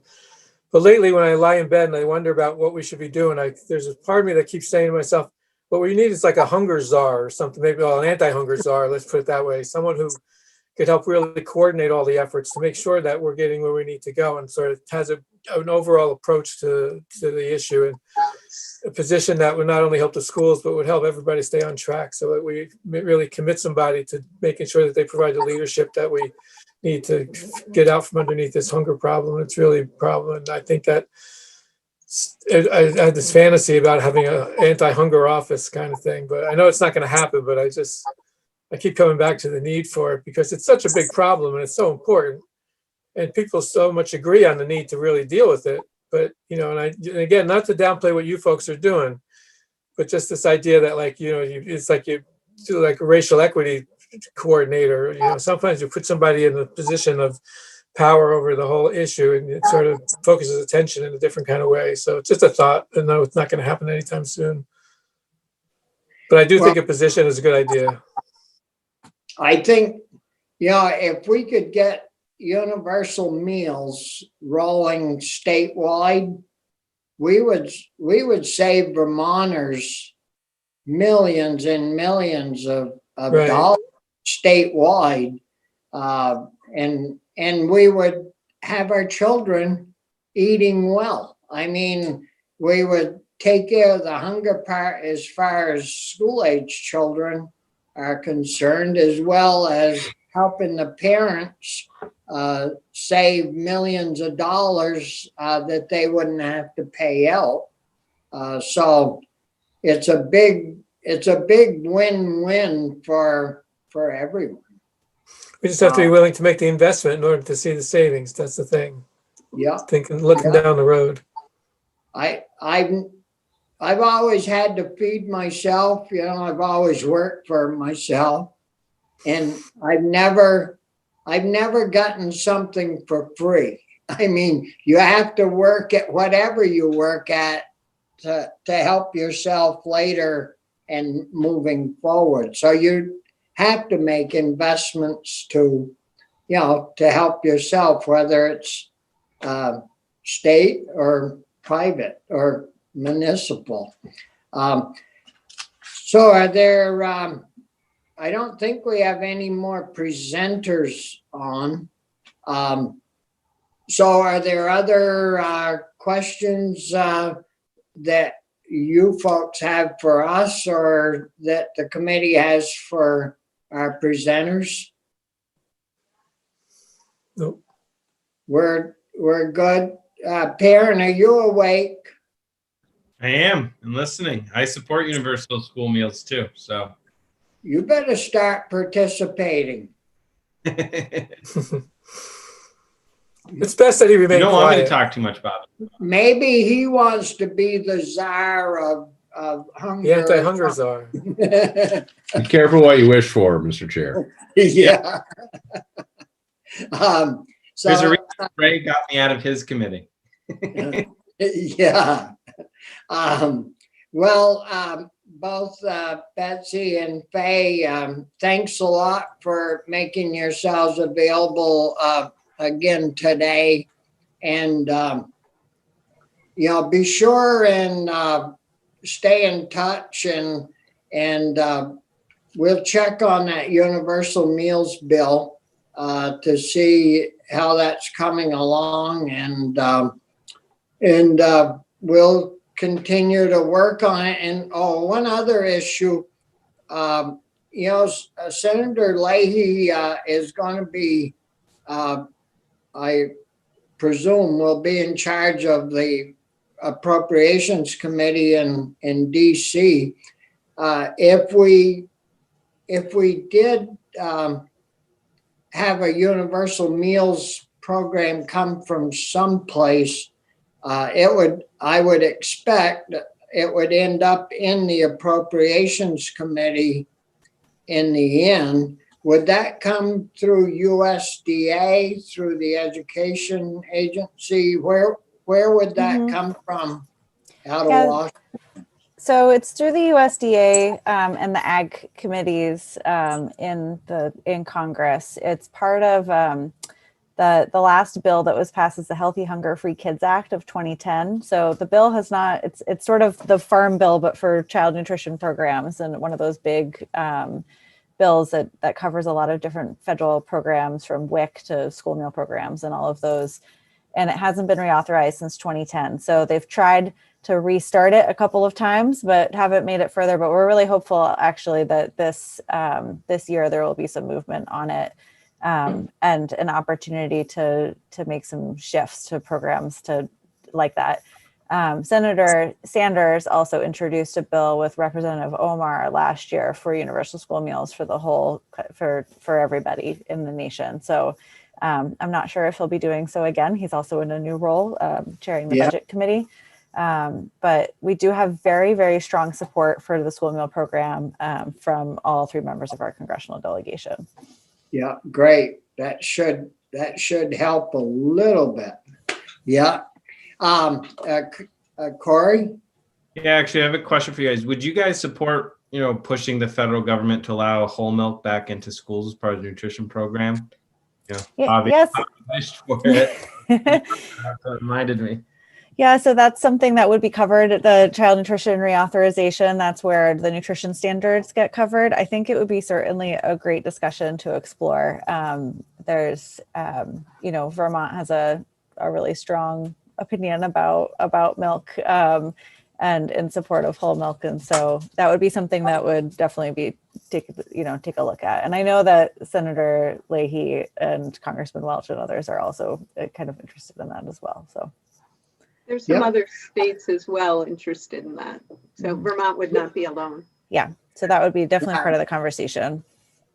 Yeah, if you could team up with the other states and do, a big push, it might help.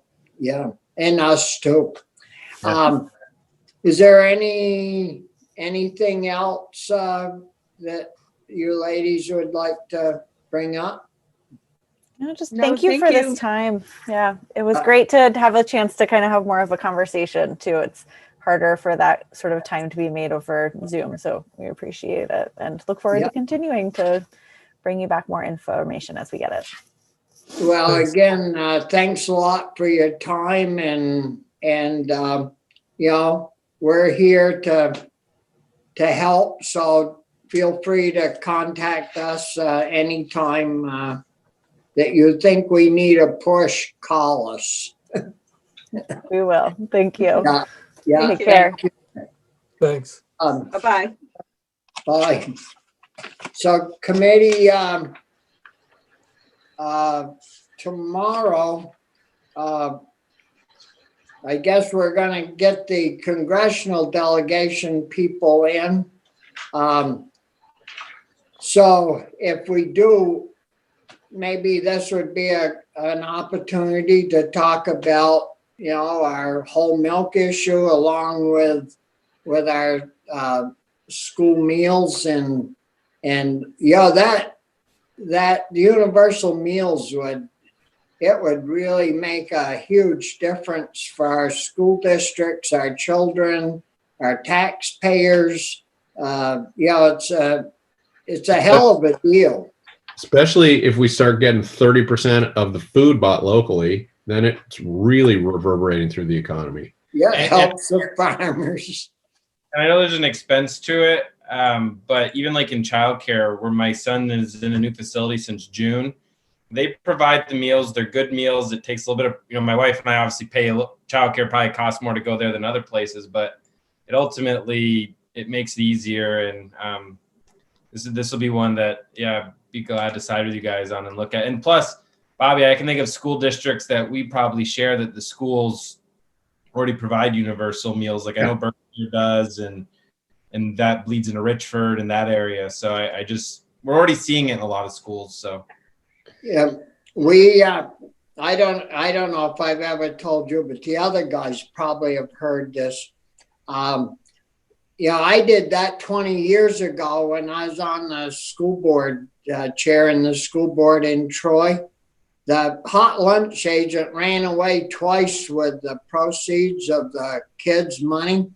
And I said, I don't know if we're on here alone or not, but I said, this is total BS. And we're all done with this so we picked up the tab for the difference between the federal money and state money and golly, it didn't make a hill of a bean's worth of difference in the school budget. And everybody ate and the hot lunch numbers picked up, of course, so it became more efficient it's just better for everybody involved. It works well, and it's, we're spending, I don't know, 1.6 billion or $20,000 a year per kid to go to school, and we can't afford to feed them. I mean, there's something wrong with that program. So anyways, hopefully we'll get that done. And do you have a question, Chris? No, I got to hop off though. I'll see you at 1. Yeah, we got to get off. And if think about next week's schedule, if there's anything that you guys want to put on there, don't be shy. I'll send over Carrie Atherton's information. She's bottling her own milk, but also another one I think might be interesting is like seeing what like some of these other farm banks and co-ops are doing around financial education of farmers, since that's come up a little bit this year. Yeah, from the co-ops. Yeah, well, but also, the various banking organizations around the state. I know like Dave Lane and some others do work in that space. Oh, with loans and that stuff. Right. Yeah. They do education. Yeah. Well, we'll plan to work that in, Corey. And I don't know. I got to work with Linda on when we got open days and all that good stuff. So with that, thanks We'll see you a on the lot. floor. And